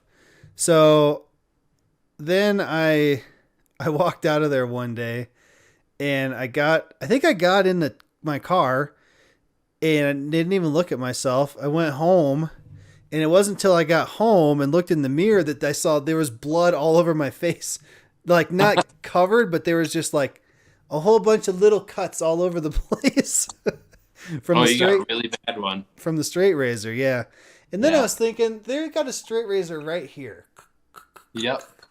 Like, what if you're just like, it just like had a muscle spasm? Or someone walked by and ran into him. Punched you in the back of the head? Yeah, no. Well, my barber has one eye, and he has yet to cut me, so. But he sounds like a real barber, like he's been doing it for so long. This was just. No, he's like he's maybe 40. I wouldn't say he's quite our age, but maybe 40, maybe. He's within a few years of us. This was just some girl that was working at a hair place. Yeah. He's legit. He's like Texas trained, hardcore, old school. I was like, all right, you're legit. Like, I'm not going to question it. I didn't even know he had a fake eye, so I felt better before I knew. Does he have a barber pole outside? He has a little one. It's like probably 2 feet tall. He has real old-timey barber chairs, like cast iron, hardcore. They're cool. That's cool. I'd like to go to a place like that. Well, come visit. I'll take you. Yeah, we got to get this car thing figured out because if it ends up that it's going to screw my credit super bad or that they are going to be able to garnish my wages or something stupid like that, then I'm going to have no choice but to buy an engine for this car because I'm making payments on it. Yeah, I mean, that's a pickle of a jam. I don't know what to tell you. I don't think they can garnish your wages. I don't think they can. But I think it goes negative against your credit. Like, realistically, it's looking like that's going to be the way to go. But I'm going to talk to the lawyer guy because I'm sure he's knows more about it than me. Yeah, I hate to see it go that way, but like, it's so far away from both of us. Like, even if. Okay, we could get a motor out of a junkyard, which even still is probably $5 or $6 grand, and we could stab it in. I have a garage, but I'm still 6 hours from you, and the car's 20 hours in the other direction from me, from you. So it's like, fuck, man, like there's no good way to help. And like, Yeah. I don't have a bunch of money. If I had money coming out of my ears, I'd be like, here you go, Corey. It sucks. I hate this feeling. Like when your friends or your family or somebody's in a fuck, like we can fix it. Me and you, a weekend job probably. But I hate it. I hate it. And if I did have that type of money, I'd be like either looking for a crate engine, like a better one, or I'd be like, hey, go ahead, or as what will it take to fix the engine that's in there? Can we go ahead and put some badass pistons in it and just put a bigger turbo on as long as it's all taken apart, or beef up the bottom end and do some stuff to it while it's apart? What condition is the block in? I don't know. I was going to call her today and I forgot. Yeah. I want to call them, or at least actually I'll do that tonight. I'll email her and say, hey, what condition is the rest of the engine in? Is this something that we could buy a piston and whatever parts it needs and put it back together? Is that a possibility? Yeah. Or is it a whole engine either? Any way you slice it right now. Yeah, I'm kind of wondering if, being a Volkswagen dealer, she might say, yeah, we can put it back together, but we can't give you any type of guarantee on it. Yeah, a lot of times, a lot of places, they don't rebuild anything. They don't put a piston in. It gets an engine or it doesn't. They might do a head. That'd be the biggest thing a lot of places will do. The other option, too, is used engines. If you get on car-part.com, not a sponsor, and you put your information in there, you might be able to find a used engine. I know that's not what you want. You want a new engine, but if you can get a used engine in there and get some life out of the thing, or even put a used engine in it, turn around and sell it, less of a loss. So the problem with that, I need to see if I can get this warranty refunded, because that's $1,500. Yeah. And then the problem is, I did look it up on NADA. It's worth like 15 and a half. Yeah. Like if it was in running condition. So, and I owe probably 22, 23 on it. So I'm not going to be able to sell it for that much. No. Plus whatever you have into the engine repair on top of all that. Yeah. But I mean, that's a good idea. Is I wonder also, if I were to find an engine, if I could send it, I'd have to either ship an engine or I'd have to take it out there. Well, a lot of those used engine suppliers, like LKQ is one in Denver, they'll deliver that shit. Or Jasper, Jasper delivered that engine for my Jeep to SGS, or they'll at least package it and put it on a crate a lot of the time. You don't like have to physically do it. That's kind of the thing. Like they know that your particular model isn't necessarily going to be the guy down the street from them getting it. They might have to pallet it and ship it from New York to Illinois. Like that's truck shipping is not as difficult or confusing as a lot of people make it, especially with like UPS freight and FedEx freight and Rack, and like all these companies are making it super easy to get stuff shipped, and it's fairly affordable. I mean, less than $1,000, probably like $500 or less to ship an engine. Pretty far. I'll have to look at that, because that might be a way to go. If I could get a used engine for, even half, $4,000. Yeah, exactly. If it's half the price, I know you're kind of upside down on the loan at the moment, even if it was perfect. Then you could at least put that engine in there, maybe pull any tune if you can off of it, and just drive the thing. And I know it's less fun, but at least you lose less of your ass. See, I don't think I'm almost sure that there's not a tune on it, because it would be faster, for one thing. Second, the only reason the warranty company thinks there's a tune on it is because that they think that there's no catalytic converter on it. The aftermarket cat. Whereas they think that since there's no cat, that there has to be a tune on it that shuts the check engine light off. Yeah, but you're like, that's not the case because it had a check engine light for a cat. I'm like, there is Oh, a. I'm just speaking hypothetically. Oh Like, yeah, if there's a tune it down, because it's a used engine. You at least until you're comfortable with it or in a little bit better spot, or it's back in Denver for Pete's sake, um, where you can actually do something if you needed to. Or that's kind of what we did with the green Jeep, the one that's in the garage right now. Like I bought that, and how long after I bought that the motor went? Like not even a year.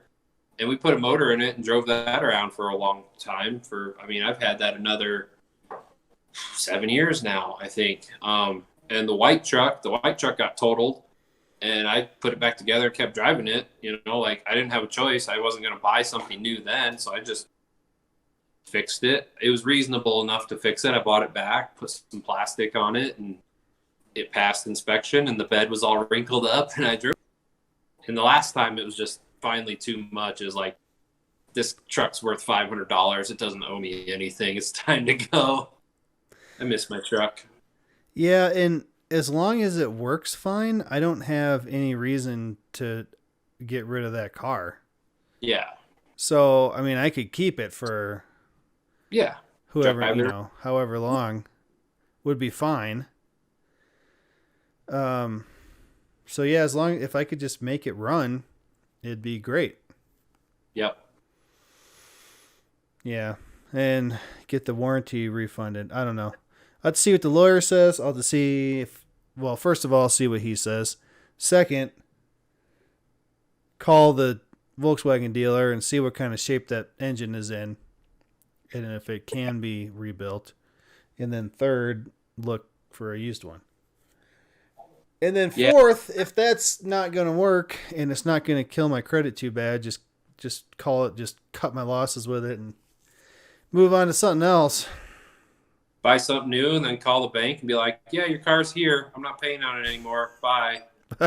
Go get it if you want it. I think my buddy did that in Illinois. Me and my another good friend of mine from Illinois, had a little falling out over his Mazda, and that went bad. And he was kind of in the same situation. The motor blew up or something through a rod. They weren't going to warranty it, blah, blah, blah. It was a whole thing. And, I think they kind of did that to him too. And then he finally just said, all right, well, here it is. Come and get it. I'm not paying on it anymore, I think is something that happened, or I'm not 100% certain, but yeah, it was a bad deal. Is that a Speed 3? No, it was just a Mazda 3 coupe. I think he grabbed the wrong gear and oversped the motor and rod stretched, and then the dealer wouldn't warranty it. But he had like headers and cold air and hard motor. Like it was like straight up race car. Well, as much as a Mazda 3 coupe race car could be. It was a fun little car, but you know what I mean? It was pretty obvious that there were some changes and modifications made. I like that. I mean, that Mazda 3 I had, if it didn't have those stupid wheels on it and it had the skirts and all the crap that yours has, it was fun. It was a 6-speed. The thing would get like 42 miles per gallon as far as the dash said. In the upper 30s, and that little car gets around, and I put the eBay Mazda 3 kit on it, and I did buy an OEM Mazda 3 wing and put that on it, and I plastic dipped some shit purple for her, and she loves that little car. It's a ripper. Yeah. It's a fun little car. I liked it just fine. I don't think I'd want to get one of those, the newest Speed 3s that's the same body style as yours. They just look to me like a nightmare of stuff that's just going to break. I don't know why, but yeah, maybe because it's more of they've just all been beat to shit. And yeah, the used ones are pretty rough right now. They came out with a new Mazda 3 that's all-wheel drive, and I was like, I would consider looking at that. I'm actually quite impressed with this little Mazda and how good it is. So, Steph wants a 4Runner, so maybe in a few years when we get this truck paid off, we'll look at that. Yeah, Maybe. I don't know. I don't know what to get next. I'm gonna have to look into it because you need a big old truck. It's gonna have to be something like at least semi fun, or else I don't want it. No fun. You need a Gonna Prius. have to be fun. You need a Prius. As our friends at the Grand Tour would say, you need a Prius. Prius. A plug-in Prius. Hell, if I could afford it, I'd just get a Tesla. Those are sweet. I have a friend who has a Tesla. It's sweet. Might I suggest the 2020 Chevy Colorado? That costs even more. You can get a base model. Oh, you know what I saw the other day? It's a lease. But I saw an advertisement. You could get a Jeep Gladiator for $300 a month lease. That's fun. And then we go Jeeping together. I don't like Jeeps. I'll bring my Dodge. Yeah. Okay, bring the Dodge. I don't know what to do. I don't know. You'll find something. You get a new C8 Corvette. Oh man, there's this Corvette that's coming over that we got to fix and paint because Little red Corvette. it's like an '03 Corvette or something. Yeah. And the guy brought it into the other shop to get an alignment. And then he says that they cracked the quarter panel like from the wheels straight up like all the way to the body line. No. So they've spent like the whole day going through video cameras and pictures, and they can't get a shot of it to see if it came in that way or not. Yep. No, you'll never see it that clear on a video. I mean, you'd have to have a 4K camera right on it to see the crack. And they take, I guess when a car comes in, someone goes around it with an iPad and takes a video. Well, whoever did it had their finger over the lens. So they can't see it on any of the cameras. The person who did that screwed it up. They can't prove that it didn't come in that way. They can't prove that it came in that way. So we're going to fix it. Corey gets to fix it. How do you crack a quarter panel? Like, you have to Dukes of Hazzard that thing. That douchebag knows it. Yeah, he knows that it came in that way. Yeah, I don't know. I don't know who worked on it. I mean, you would have probably seen something like that, but then if you don't have the proof, you can't say, I don't know. We'll see. I'm sure it's going to come over, and then we're going to have to fix it, and I'm going to have to paint it. Yeah. And it's a Corvette, so the whole thing's fiberglass, isn't it? Yeah. So you're going to have to patch fiberglass. Oh, my God. Oh, yeah. Yeah. No, we did a few. I mean, since I've been there, the body guy does them. I stay away from it. Oh. Yeah. Oh. Yeah, I just spray primer or sand the primer and paint it. Like, I don't do the body work for the most part. Perfect. Anymore. Oh, we got so many paint jobs coming through. I can't do them fast enough right now. There's a 70 actually I want to know what it is. It's an old Toyota FJ. Ooh. And it looks like a freaking Safari Jeep. Cool. Wait. I want to finish that green Thunderbird. Did you do anything with that? It's still there. I started working on it. I started sanding the fender because we're going to do some paint work on it. Yeah. And then the manager came out and he told me that don't get too far on that because the guy hasn't decided if he wants to paint the whole car a different color yet. That car was fugly. He should definitely paint it a different color. Did you tell him? Oh, yeah, I knew this car 10 years ago. He was there the other day, and I wanted to say, hey, did you ever bring this over to Classic and Performance Mustangs? It's a 73. This says Land Cruiser. You know what? Toyota I bet that's this other. He has an old Land Cruiser too. Crap, I don't know what year it is. No, it's a 50, 60. Oh, yeah.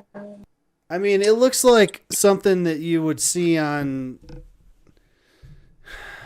Ace Ventura. Like on African Safari? Yeah, it's white. It has like spot weld like you can see them, all the spot welds from the outside. It's just like Awesome. yeah. I think that's still a Land Cruiser, actually. Well, my manager called it an FJ. I'm not a Toyota expert. I'd have to consult my Toyota experts, but I think an FJ is an early Land Cruiser. Oh, probably they changed it to Land Cruiser. Yes. 1973. Let's see. Google it. Plug it into the Google. Toyota. I should probably be doing this on the computer so I can just show it to you. Well, I'm not going to tell you how to live your life, but yep. Yeah, it kind of looks like a freaking Jeep. Yep. They do. They're cool.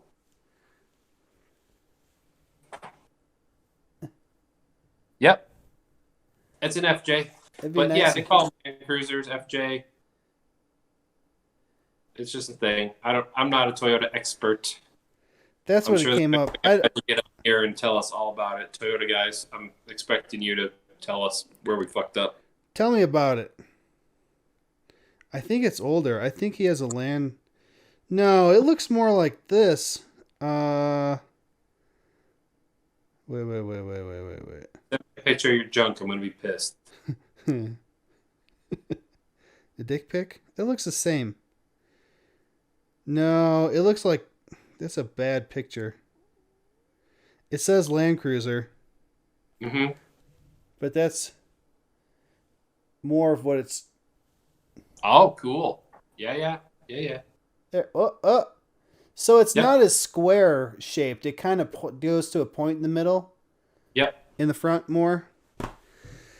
Anyway, I did a spray out for that today. It's white.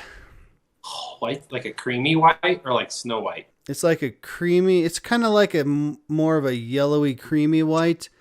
But we went by the paint code and I looked it up, and the only thing that they had it in was single stage, and I can't mix that off of my bank. So he called PPG, not a sponsor, and they mixed up the single stage and sent it to me, and I sprayed it out today, and it's whiter, which is what the guy said. He said he doesn't really care, and then the next week he said, well, I'd kind of like it a little bit whiter.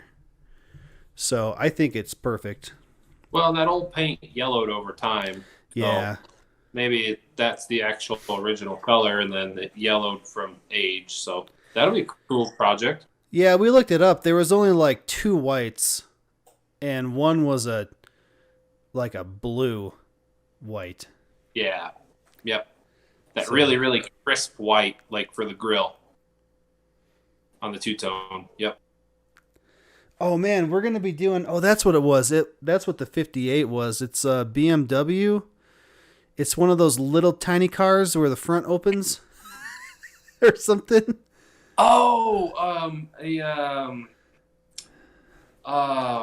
Brain damage. I don't remember. I've seen them. Yeah, they're awesome. It's got 1 wheel in the back and 2 in the front. I searched Urkel it. had one. Is that what it was? Yeah, it's awesome. Yeah, we're doing that. So it's gonna be red on the bottom, and then off the center of the door in the front, it's black, and it kind of goes up and down the sides. So it'll be red and black. Yeah, those are fun. I like those. It's really Don't short. buy a lot of things for it. It's like this long. Yeah. You and I could not fit in it together.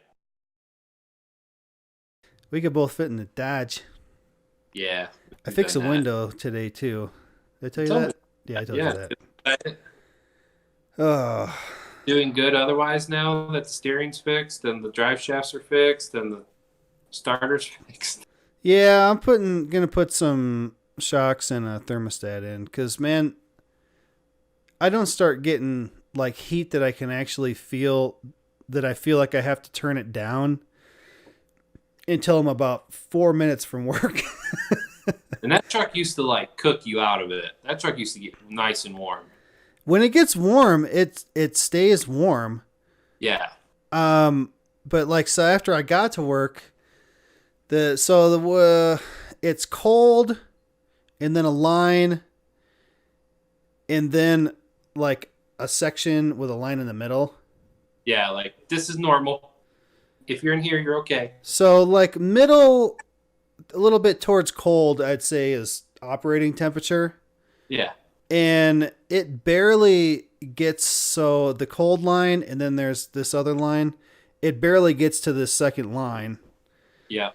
Um, Have you put any cardboard in the grill? yeah, I have half of the radiator covered, Oh man. like Yeah. 50%. I had a 6-liter, 6.4. I don't know. I had a Ford in the shop last week, and it had a sticking thermostat. It was stuck open. But it was weird because, like, you go up the hill and it would heat up and everything was fine, normal. And then coming down the hill, it would just get fucking cold as balls. So I threw a thermostat at it for $20 and fixed it.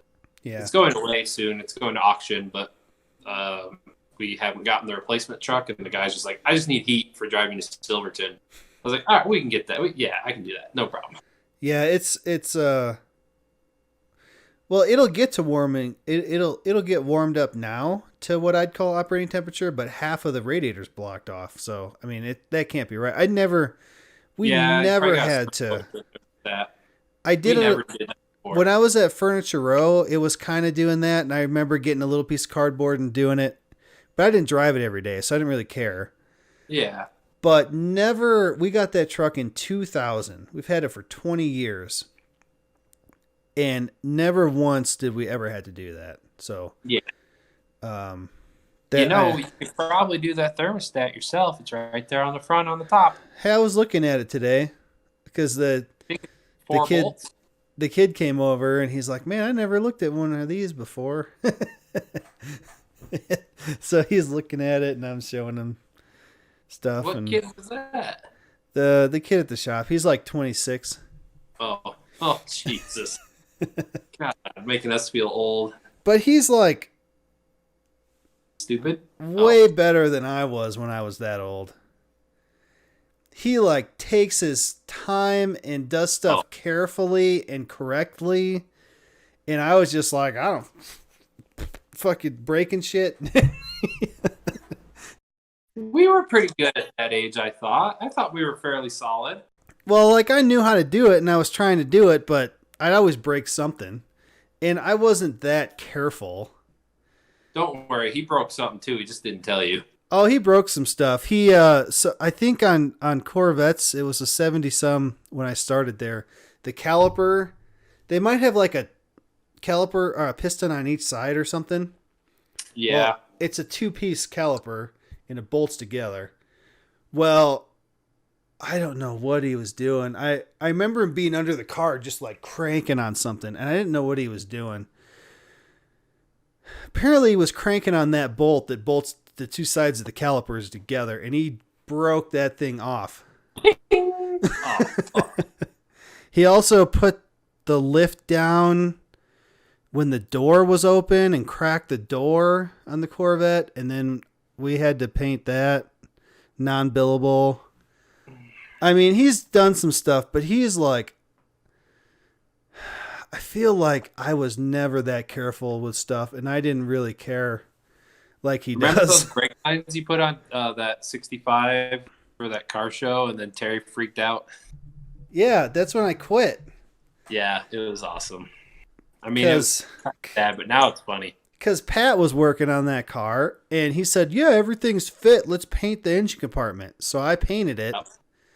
And then, like, next week, Pat's like, oh, we got to cut this because this doesn't fit. So then I painted it again for a second time, and then Pat quit or got fired or something. So then he put finally got fired, yeah. he put me on it then. So I came into this new project someone else had worked on that I didn't know it. You know, I knew what they were going for, but I worked on it a little. I'm trying to get stuff fit because what they're doing, it's a 65 fastback, and they were putting a 4.6 in it. We're putting that '04 Terminator driveline in it. Yeah, a dual overhead cam 4.6 in a 65 Mustang. So then I'm trying to fit stuff because I just walked in this project for the first time. And I'm like, hey, this is just not going to work. Like, this stuff does not fit in here. We're going to have to cut something. Yeah. And then Terry freaked out. We've already painted this twice. And look at this. Because I was like putting a brake line on. I was putting a... He didn't like the way you were running brake lines because we were just trying to slam it together to go to that car show to have it in the booth. And he's like, well, I want these brake lines on, and I want this, and I want that. It's like random shit. So you're like, okay, I'll just throw some brake lines on it and make it look like it's ready to go. And he freaked the fuck out. Subframe connector. I was putting a subframe connector on there too. It was a Heights. And it like welded in between the pinch welds. Yep. It went... And I put that in, and I didn't have it bolted, like the bolts weren't tight, and the brake line wasn't tight because I was getting everything to fit. Yeah. He's like, this brake line's not tight. This thing looks like shit. And he was yelling at me so bad that I just went, I just stopped talking to him, and I just went up the stairs got in my truck. Well, you were going up the stairs, and he was yelling at you, and you finally fucking snapped on the stairs, and you're like, bah, bah, bah, bah, bah. I was like, oh, fuck.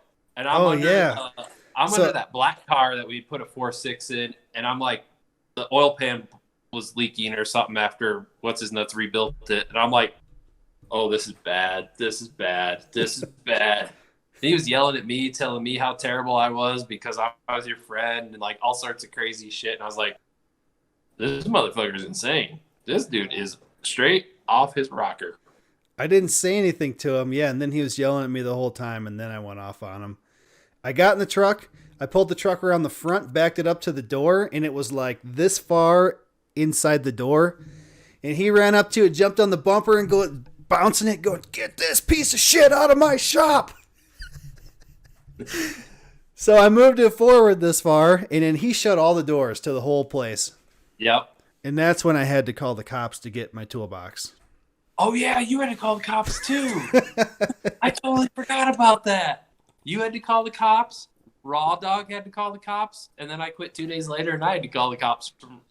Me and Raw Dog quit in the same week. And when I called them, and I told them, and they're like, yeah, all right, we know where that is. Oh, yeah. Yeah. And Rawless called them, and they were right there. And then I went down there. I drove down there because it was like 4 blocks away. Because he's like, you can't come on my property. And I was like, well, I'm here to... I had a tow truck, everything to get my toolbox. He's like, you can't do this. I'm like, these are my tools. Yeah, I can. So I went down there, and the cops showed up. And, oh, man. They're like, yep, we'll be there in a minute.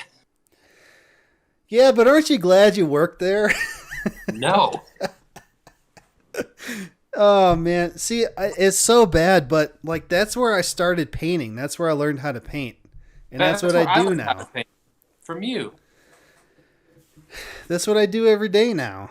Like he told me that like Steph, my wife, was like bad for me. Like he wanted us to break up. He was trying to break us up. Like he'd be like, oh nope, you got to work today. Like if he knew I was doing something with her.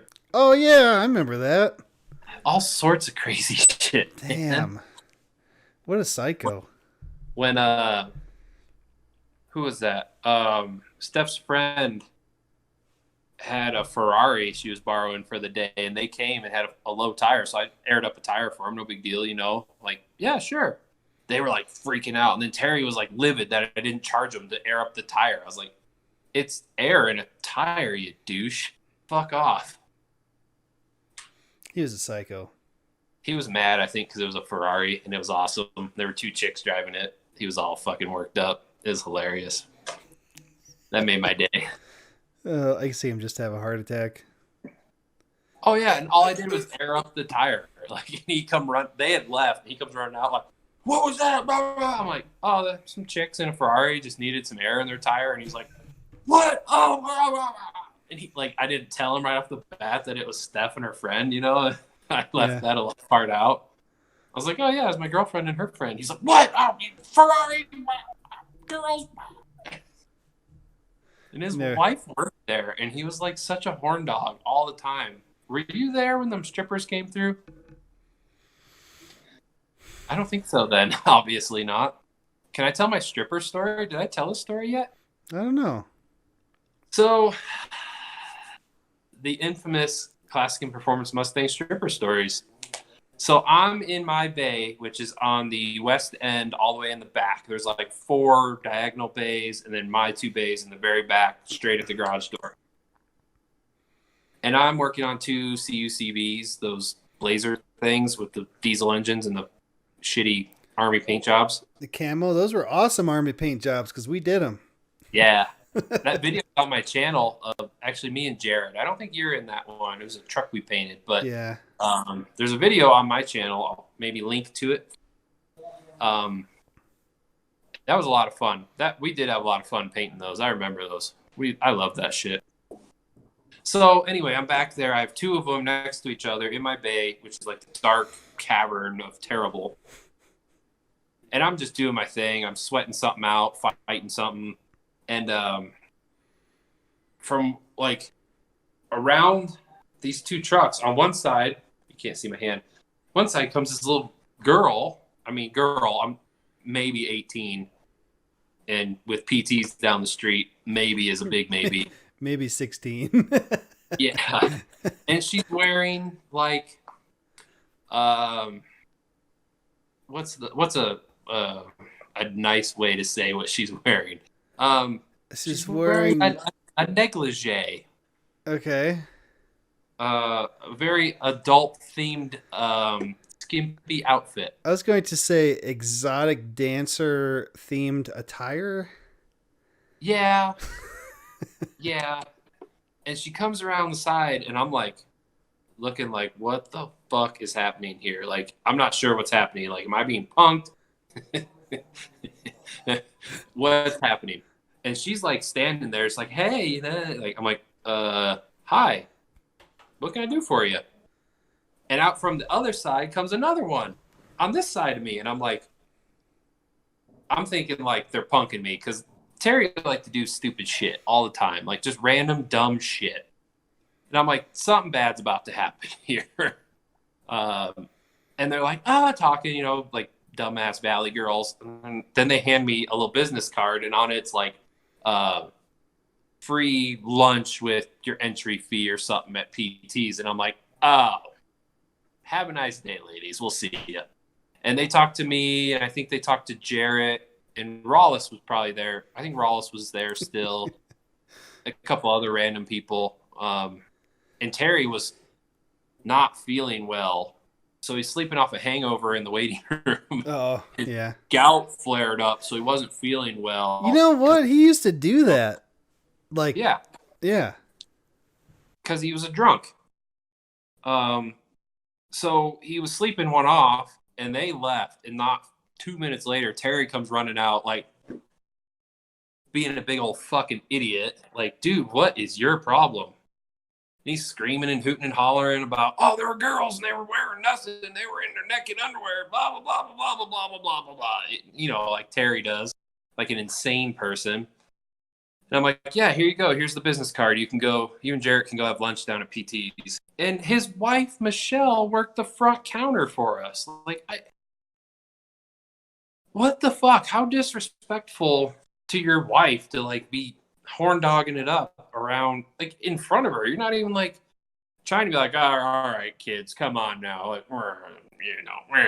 he's like, I don't know. I thought it was he was always disrespectful to Michelle and always yelling at her and always being a douche. All the time. She was a nice lady. Michelle was nice. I liked Michelle. I think she was just in a bad situation.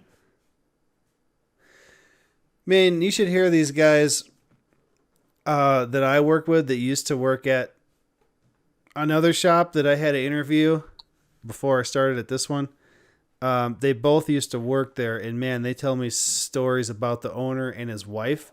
His wife is the bad one. His wife is Terry. Yeah. Yep. And I was like, you know what? When I was there, I was sitting down talking to the owner. Yeah. And we were talking, and I was talking, and she just opens a window and sticks her head out and just like starts talking to him like I'm not even there.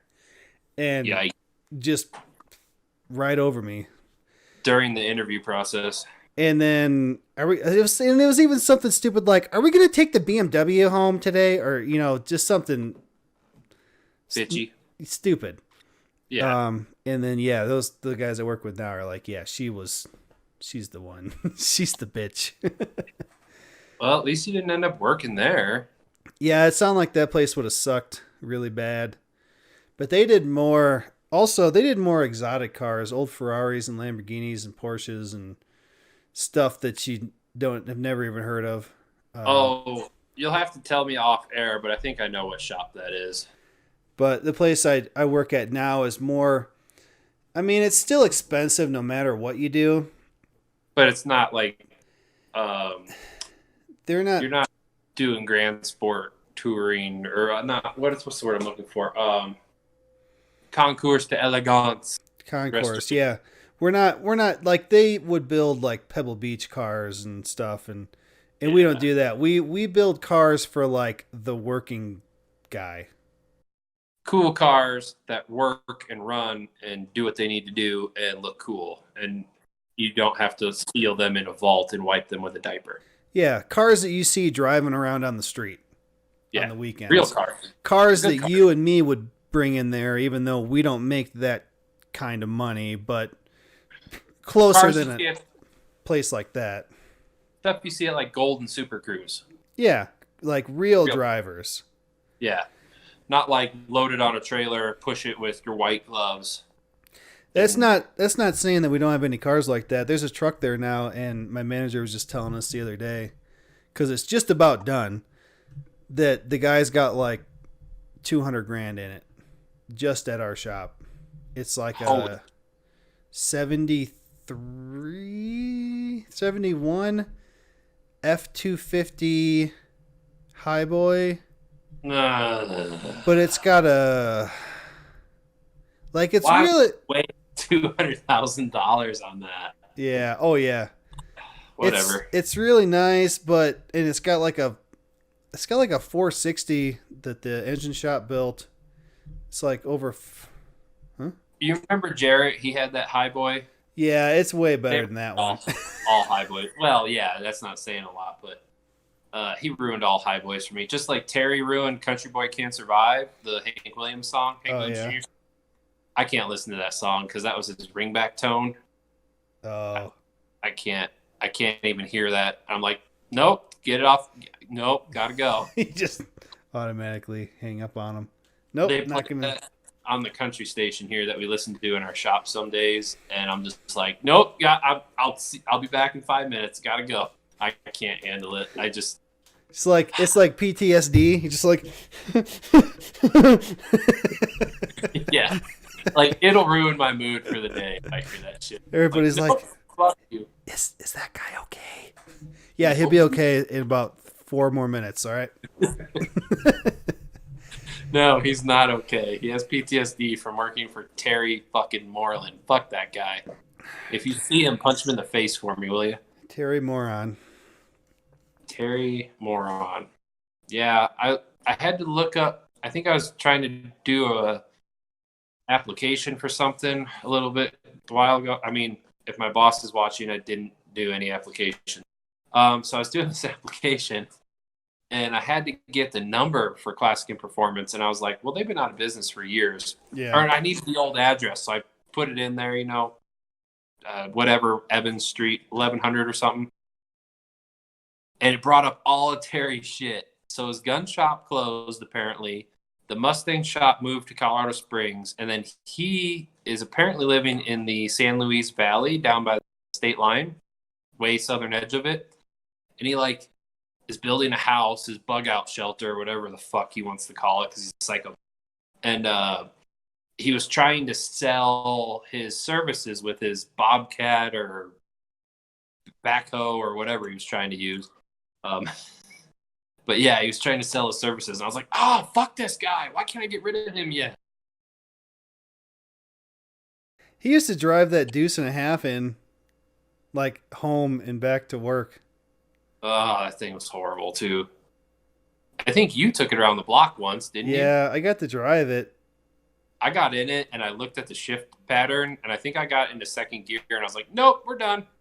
Not leaving the parking lot. Yeah, they're really weird like that. Like the rollback tow truck at Frontier It was a what was it? A 10 speed. Yeah. So and it was like flip it down, Yeah. Down, and start. then so it's like towards you and back is first, and then the next one back is second, Oh, and then up is third, and then right? third is up, fourth is like down, over and back, Yep. and then because forward towards you and forward is reverse. So that was Yep. fourth, fifth, and then bring Flip it it up. back, flip it up, and then come Start. towards you is sixth, Yep. seventh, eighth, nine, 10. Yep. I was good at that too. Like we Yeah, but the wouldn't. deuce and a half was way worse, wasn't it? Like 1, 2, 3, 4. Like you had to like cross up. You had to do all some crazy shit. Yeah, I don't remember that. It was so long ago. I have no idea. But the one at the airport was a Freightliner. Yeah. Yeah, that thing was fine to drive. I mean, you had to be used to it because you had to start downshifting way early. Yep. Uh, Yeah. Especially if you had a heavy piece of equipment on. oh yeah, like a 40,000 pound pushback. Yeah, that's a lot of weight. Oh yeah, 30,000 pound single axle truck. yeah, that was cool. I like driving that. I thought it was fun. Remember at Terry's when what was his name? Jason. No. What was the other guy's name who drove the Ford truck? The diesel? Oh, Justin. Justin. Yeah, I always get them mixed up. Justin was like putting that manual conversion kit into Terry's 6.5 military pickup. And they had to like grind the bell housing, so he was grinding the bell housing, but then he had the rear end for something else, the third member on the counter. Oh And he yeah, put savings in there, and that's when Justin got fired. he was grinding metal like directly into it. Yeah, that was awesome. Goddamn idiot. I'm friends. I think I'm friends with him like on PlayStation because me and him and Rawless, those guys made me play. Oh my god! So my girlfriend at the time, her dad got me Call of Duty Modern Warfare 2. What year was this? It was about 10 years ago, so it was like 2010. 09, 2010, yeah. So he got me this game, and I told her, I was like, I don't want this game. I don't want it. I don't want it. I don't want it. Don't. So her dad got it for me. So then I had no excuse. So I had to go. I had to play Call of Duty with Rawless and Justin.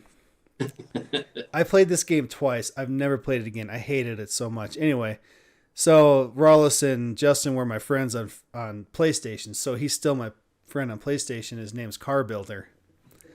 Car builder. Ooh. Yeah. I wonder what he's up to today. We gotta get him on here, or maybe Raw Dog. Yeah, that'd be cool. Either one of those. I saw Rawless at Bass Pro Shop one day. Not a sponsor. I was getting in the car and he was getting out of the car, and I'm like, I get out and I get a little bit closer and I'm like, "Hey, Bueller!" He's just like I scared the crap out of him. He's kind of buff now, like they've been working out, and he's not skinnier. Like he is definitely has less body fat, and his arms are bigger than they used to be than I remember. He was always pretty skinny, so it wouldn't take much. Like he didn't have much body fat. Yeah. Maybe Brandy was like, "Bulk up, Buttercup," and he was like, "Yes, ma'am." I think Brandy could kick his ass. At least when I saw her 10 years ago, I think she could have whooped his ass. Yeah. He could probably take her now. I still wouldn't want to have to fight her. No, I think she's scrappy. I wouldn't want to go head to head against her. She'd kill me. She was funny. She came into Terry's one day, come in the back door, went right to his toolbox, got something out of it, and left. And I was like, "What the fuck just happened?"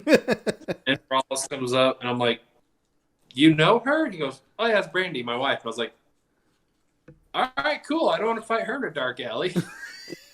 The first time I ever saw her, she walked into Sean's. She had like cut off sleeves t-shirt and a bandana Yep. like tied around her hair, and jean shorts, and was walking in like she owned the place. I'm just like, whoa. She was wearing a wife beater and like jean shorts and came in like she owned the place. And I was like, this chick's gonna fucking stab me. I'm not getting in her way. I thought of her the other day because I'm listening to all these podcasts now, and they're talking about how jobs are getting automated away so much more than people realize. And they were saying that one of the first ones to go away is going to be X-ray technicians. Really? Because you don't need someone to, push. No, what they said was an AI can see differences between blacks and grays and whites so much more efficiently than a human eye can. Really? Yeah. And when you're doing MRIs and X-rays, that's what you're looking at, is the different shades. Yeah. And we can't even see those shades, but an AI can pick out more subtle differences. So it's going to be better. And that's what she does. She's the X-ray technician. So you still need a person to like walk you in. Here's your lead vest. Lay here or sit here or move your wrists like that so they can get the X. Like all that kind of shit. Like maybe for reviewing them, I could definitely see that, but you're still going to need that human to tell the other dumb human who's hurt where to sit to get the picture taken. Yeah. In layman's terms. Yeah, they were talking about all the jobs that are similar to that. That you could actually probably program a robot to do. Yeah. But jobs like a plumber, like real trades, hands-on stuff, you can't program a robot to walk into someone's house, go underneath the sink, take it apart, show their butt crack. Things that, you'd have to have. If I was a plumbing company that had robots, I'd paint butt cracks on them. Oh yeah, for sure. But yeah, there's certain things that you're never going to be able to fully automate because, like, you can't automate like plumbing or like even mechanic work. You can automate some of it, but there's a lot you can't just. Yeah. You can't just turn a machine loose, man. Good luck. Yeah, I was thinking about that when I was sanding on a car. I'm like, I'm sure that a machine could sand this car, but can a machine see this? Like, oh, I need to stop sanding right there. Or I need to tap this with a hammer, or, no, you're not going to be able to automate my job. Like probably painting. I could see that. Like mass production, you could automate, like the brand new BMW, whatever series. Yeah, I could see robots painting that. They do it all the time now. But like repairs and, because what you do is art. Like, even though maybe it's not like the Mona Lisa, you are doing art in 3 dimensions with multiple media and getting everything to look right. And it's not just a computer formula like, yep, this is what the car should look like. That's art. That's another thing too, is the AI would look at it and say, it's supposed to look like this. But if you make it the way it's supposed to look, it doesn't always look right. Yeah. Until you step back and then go, all right, I know this is centered, but it looks weird. If I put it here, it's going to follow this better and it'll look more natural. It'll look better to my eye. Yep. 100%. So I think I'm safe from that in my job. Don't worry. By then, there won't be gasoline to put in old cars. No. It might not be all that far off either. I bet you in our lifetime, we go through some type of big change where fossil fuel vehicles aren't outlawed, but it's not like it is today where there's a gas station every 20 feet. They're going to have to allow people to drive their old cars somehow. But I think it'll be like the economy of scale. If everybody's, let's say, hypothetically, everybody goes to electric, right? And they charge their cars at home. There'll be some like charging stations with, a convenience store like we have now, but gasoline won't be selling. So there won't be gas stations everywhere. It'll be harder to find fuel. It'll be less convenient. Kind of like electric cars are now. It's kind of not the most convenient thing in all places right now. Yeah. But in 20, 30 years, that might switch, where there's an electric charging station all over the place, and there's, one gas station left in Salida, where right now there's one supercharger station and like 20 gas stations. You know what I mean? It might be one gas station and 20 supercharger stations. It's where you'd have to go and get gas and bring it home and put it in your car to cruise around. It wouldn't be something you could drive, wherever. Yeah, I bet expensive at that point too. I bet that in our lifetime, I mean, even say we live another 50 or 60 years. If I could live 60 years, I'll be totally stoked. I mean, 60 years from now, it's going to be 2080.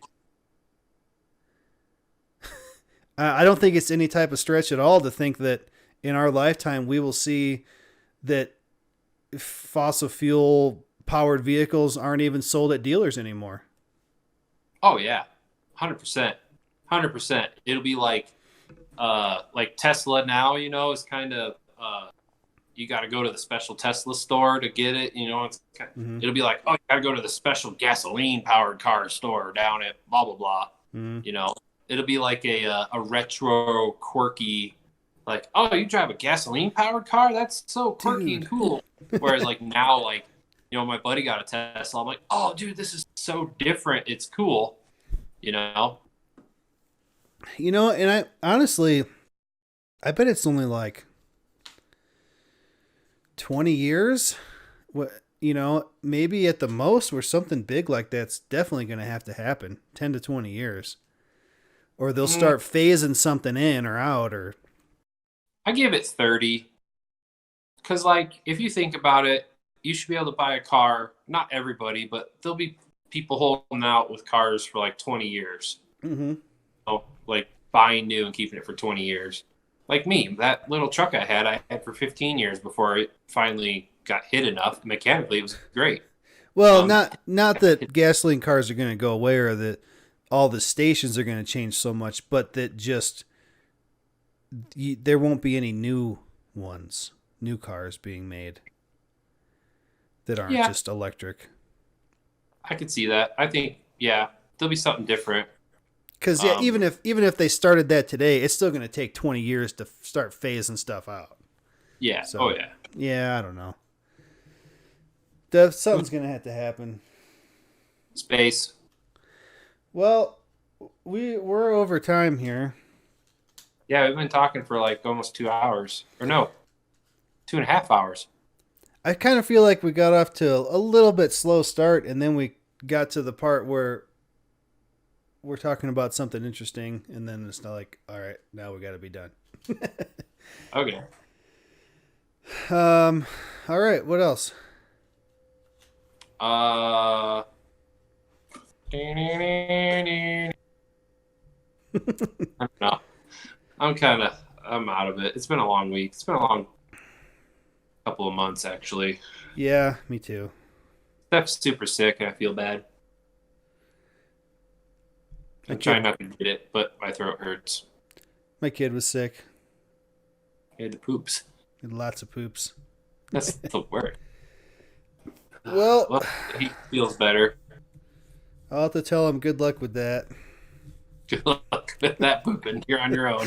Good luck with that poop. In like fucking 30 years, he's going to go back and watch all these and be like, my dad's fucking weird. Oh, what the fuck? He's talking about my poop. Jesus. Oh, what the hell? Dad. God. Dad, what the fuck, bro? Freaking idiot. Jeez. All right. So go watch Tropic Thunder. Go watch. The last season of The Ranch came out today because we film on Fridays. The Ranch? What's that? Ashton Kutcher on Netflix. What? I don't know that one. I've heard the name. I don't know what it is. It's awesome. It's awesome. Awesome. It's supposed to take place in a fictional town of Garrison, Colorado, but they show a picture of Uray in the very beginning, and they talk about like Norwood and Telluride and Montrose, places like that, and Denver. So it's kind of Colorado centric. And when it first came out, I actually Googled where the town of Garrison, Colorado was, and there used to be a town of Garrison in the San Luis Valley, but it does not exist anymore. History lesson. Also, go watch One Strange Rock with Will Smith. You know what? There's one on YouTube. It's a YouTube original. It's I think it's called something like The Age of AI or something. And Robert Downey, it's like the same type of thing as the One Strange Rock, but Robert Downey Jr. was hosting it. Ooh, I like him. And it's talking about AI and robot type stuff instead of the Earth. That one was really cool. I like that one too. So recommendations. Cool. There's 4 recommendations for you. Yeah. So, all right. Everybody go watch that. Good luck with that. This is what I always said on my other videos. So thank you guys so much for coming to hang out with us today. We really do appreciate it. If you guys enjoyed this video, please don't forget to hit the like button for us. Leave me your thoughts on it down below in the comments. And you can also subscribe to the channel for more good luck with that and other videos. Dang, you got that down pat. Did you try to light a match? That's kind of scary, actually. Don't be a pyro. I have a candle. Oh, okay. That's what it's for. And we'll see. And then I say thanks again for coming to hang out with us today. We really do appreciate it. And we'll see you next time. Later, guys. Later. Whoosh.